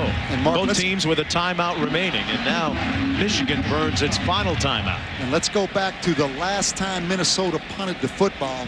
Michigan really should have blocked that punt. So punt protection right now, Elijah Bradley really could have blocked the last punt. And instead, Reese Lloyd, the punter for Minnesota, got off a career long of a punt of 64 yards. Minnesota, meanwhile, with 1 timeout remaining. This is homecoming weekend in Ann Arbor, Michigan. Under a benevolent sky, Minnesota has led for most of the game. This Saturday, Showdown Saturday, as ABC's college football features 4 of the top 10 teams in the nation. Coverage continues at 3:30 with either Cal against USC, Wisconsin, Ohio State, Georgia Tech, Maryland, or Oklahoma State, Colorado. Check your local listings for the game available in your area. We'll have an eye on that Wisconsin-Ohio State game. Ohio State coming off the loss. We get an up-close look again at Wisconsin next week in West Lafayette. That should be a very good game. Mark, that will be a great defense. Wisconsin right now the #1 total defense in the country. Purdue #1 total offense. But right here, keep your eyes on number 26, Elijah Bradley. A near block last time. Here it is. And really should have blocked it, but he left his feet way too early as you see him jump into the air. Michigan with a little mix-up of personnel. Mason came off the field at the last moment. Reese Lloyd standing at his own 30 gets good protection. An end-over-end punt. Breston's going to let it bounce. A flag down. Breston takes it out to the 32-yard line. A 34-yard punt that time by Reese Lloyd. And let's see what this flag is all about at the 22-yard line. Breston fielded that one like a shortstop. Mark, and I think Michigan's going to get called for a block in the back right here. Number 4, Darnell Hood, which is a huge penalty in these circumstances, particularly with Michigan. No timeouts.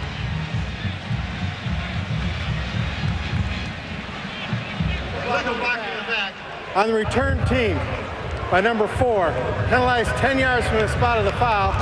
First down. You're going to see Darnell Hood right here, Mark, no question. Block in the back. Easy one. And key in this football game to me now, run after the catch. Michigan with talented receivers can break tackles. Minnesota has to get these receivers on the ground after they catch the football.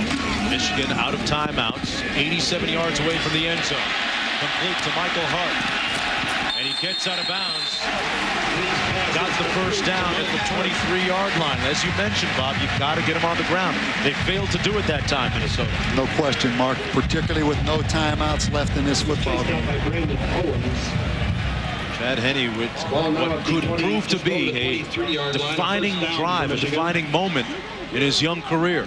Chad Henne, again, great plays, but also makes some freshman poor decisions. Mark, can he take this football 80 yards right now without making a mistake? Little play fake. Complete to Avon. And Avon has another Michigan first down at the 43. He was working on Tremaine Banks. Michigan with no timeouts remaining. And I'll tell you what, Greg Hudson, you better come after him a little bit because he is in a comfort zone again right now. Mix it up. This kid's too talented to sit back there and just four-man rush him. Henne with time again, underneath, incomplete. And a nice defensive play by number 20, Brandon Owens, who, by the way, had an interception to begin the third quarter. And Mark, you saw a senior veteran quarterback on the throw before. You saw a freshman quarterback on that throw because that was way too high risk for a 6 or 7 yard gain to try to fit that football in there. Robin stops the clock with 2:42 to go. And again, that low release, I mean, I would really work on getting my hands up right now if I'm Minnesota because that football's coming out of there low. Edwards and Breston split to the bottom of your screen. Edwards in the slot, the near receiver. Mark, when does Breston break out of this? We keep waiting for him to explode. Henne under heat. Avant down to the 40-yard line, another first down. They stop the clock while they move the chains on the first down. 2:35 to go. Again, excellent protection by Michigan. Plenty of time for Chad Henne to step up in that pocket. Pickup of 17. Ball at the 40. It's Edwards. Edwards down to the 31, just shy of the first down by about a yard. Yuki Dozier made the stop, but Edwards made the first guy miss. Again, Mark, tackle him. Open field tackling. It's going to come down to that because these talented Michigan receivers continue to break tackles. Minnesota defense looking porous right now. Underneath to the tight end, Massaquoi. Touchdown, Michigan. Tyler Ecker.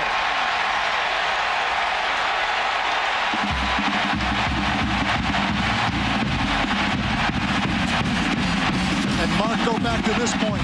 Glenn Mason on the last offensive series really squandered away 2 timeouts with the indecision on what to call. Minnesota's going to get the ball back, but they only have 1 timeout left in 1:57. Tyler Ecker with the big catch and the run. They missed a couple tackles. No question, Mark, but how about this Michigan offense? How good are they going to be in the future? Not bad in the present either. You got that right. All-important extra point. Garrett Rivas coming in.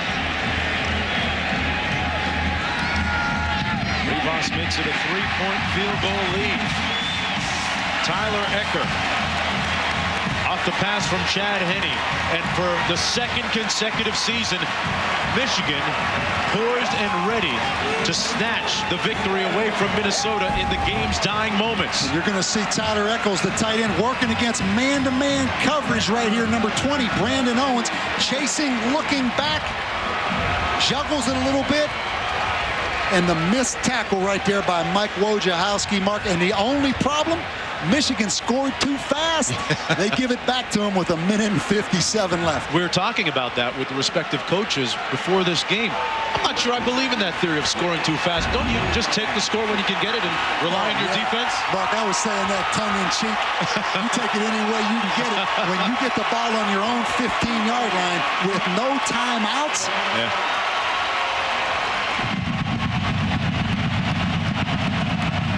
Michigan with the 3-point lead, 1:57 to go.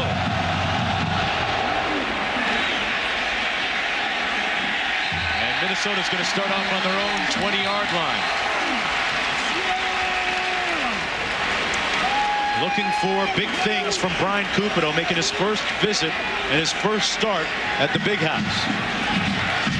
6'1", 195-pound sophomore has played well most of the game, but they need one big series from him here to cap things off. Gabe Watson had a couple of big sacks in the last series. He's been stout up front defensively for Michigan. Mark, keep your eye on big wheelwright number 82 down here. 6'5", again, pump and run coverage up on his nose. Cupido's going to pass.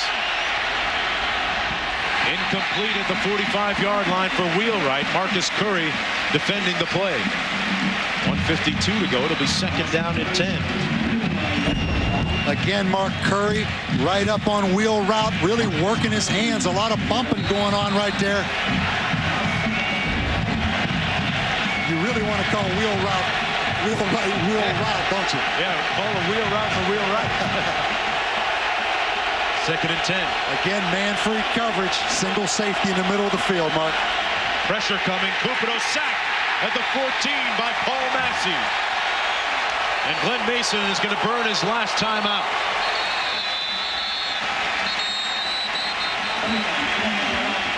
Minnesota had rallied for 17 consecutive points. They led by a touchdown in the fourth quarter. But once again, for the second consecutive year, Michigan has stormed back late to take the lead. Mark, and we talked about in the open, Minnesota has to get over the hump and beat Michigan if they're going to be a legitimate favorite in the Big Ten. And Michigan takes that football 86 yards with no timeouts. Think back to last year, almost the same situation. Minnesota unable to close the door. Is the one team in the Big Ten that Glenn Mason has not defeated since coming to Minnesota 8 overall years. Well, don't forget, coming up next on ESPN, College Game Day Scoreboard presented by Acura. And for more post-game extra, tune into ESPN News. And I think we have to give this Michigan defense credit, Mark, under Jim Herman. They gave up some big runs early in the football game, but particularly here in the second half, they have created a lot of negative yardage plays against this Minnesota offense. And give them credit for bouncing back on the last series they were on the field after Wheelrout caught the big pass on 3rd and 15. That's Brandon Hartson, number 66, coming off. Nicholson coming in for him. 3rd down and long for Minnesota. Both teams with no timeouts remaining. Mark, I'm still amazed that they're up there single safety man-free coverage right here. Cupido has all kinds of real estate in front of him. And he's about 2 yards short of the first down at the 28-yard line. It'll be 4th down.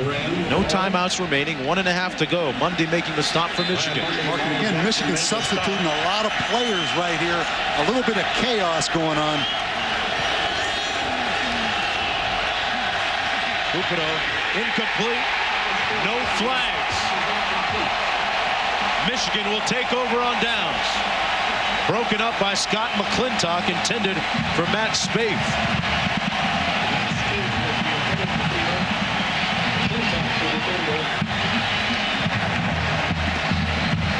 Minnesota has come so close. Excellent coverage by the linebacker, Scott McClintock, right there. Cupido, a young guy, you got to give him credit, Mark. He's played well. You've got to give this Minnesota football team credit because they have definitely narrowed that gap against Michigan. But how about this freshman quarterback, Chad Henne? 86-yard drive, no timeouts. A defining moment in his young career. No question about it. Henne, the true freshman, just one of 2 true freshmen to start. That's last year's freshman of the year in the conference, Maroney, watching from the sidelines. Braylon Edwards, the senior, decided to come back for moments just like this. Hoping to take home the Little Brown Jug for the 4th consecutive time in his career. Mark, and I have to go back to this point. Minnesota right there had a 4th down, but because they had no timeouts left, think about Glenn Mason using those 2 timeouts when Minnesota had the football and couldn't quite decide what to run that series before, what they would give to have a timeout in that situation. Couldn't you just hand it off to Maroney? Or could you just hand it off to Barber? Well, Mark, I think There's 2 yards they needed. But instead, right now, it's Michigan that's getting ready to pull that little brown jug out of its home. And give credit to Minnesota for making this jug right now a factor. They went a bunch of years when the games weren't close. Nobody cared about the jug. But all of a sudden, Minnesota-Michigan game, Mark, is now a big game. So give Glenn Mason credit. Came into the game talking about Maroney and Barber running the ball, but it was Michael Hart who ends up with the most yards running, 160, a career high for him. And Michigan will win 27-24 in a classic battle.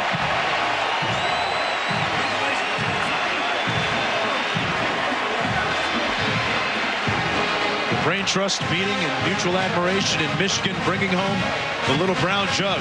And Michigan with 194 yards in the fourth quarter, Mark. Minnesota with 45. Really, in some ways, reminds you of last year when Michigan exploded up in the Metrodome. And this will get Braylon Edwards a first-round draft pick right here. Anybody that can do that. Oh, but you like that, huh? You like that. I like that, Mark. I'm drafting that guy. Let's go downstairs to Holly. Hey, Chad, you had to do 80 yards on that last drive. What were you thinking on that last touchdown drive? All we could do is just put it in the end zone. I mean, stay confident, stay composed, and just get it done. What were you thinking in the huddle? What did you say to your guys? Let's go. We have one more last chance, and you take advantage of that. What is this like as a true freshman to lead your team to this close victory? Oh, it's just a great opportunity to get this chance, and hopefully later years down the road we get another chance. All right, congratulations. Thank you. Chad Henne, the 6'2 freshman from Wyomissing, Pennsylvania, with an impressive last-moment drive to lead Michigan to the victory, 27-24. They've now won 16 straight against their rivals from Minneapolis. Braylon Edwards with a big hand in that victory, and that gives Michigan now a bit of a leg up in the Big Ten Conference race. And Mark, let me say this. A lot of times people beat the Big Ten up for not having a great team. There may not be a dominant team in this Big Ten, but there are some really good teams, and this was a good football game today. 27-24 the final. College Game Day scoreboard presented by Acura is next. There's been a presentation of ESPN. The final score, 27-24 for Bob and Holly. I'm Mark. We're flipping out like Braylon. See you later.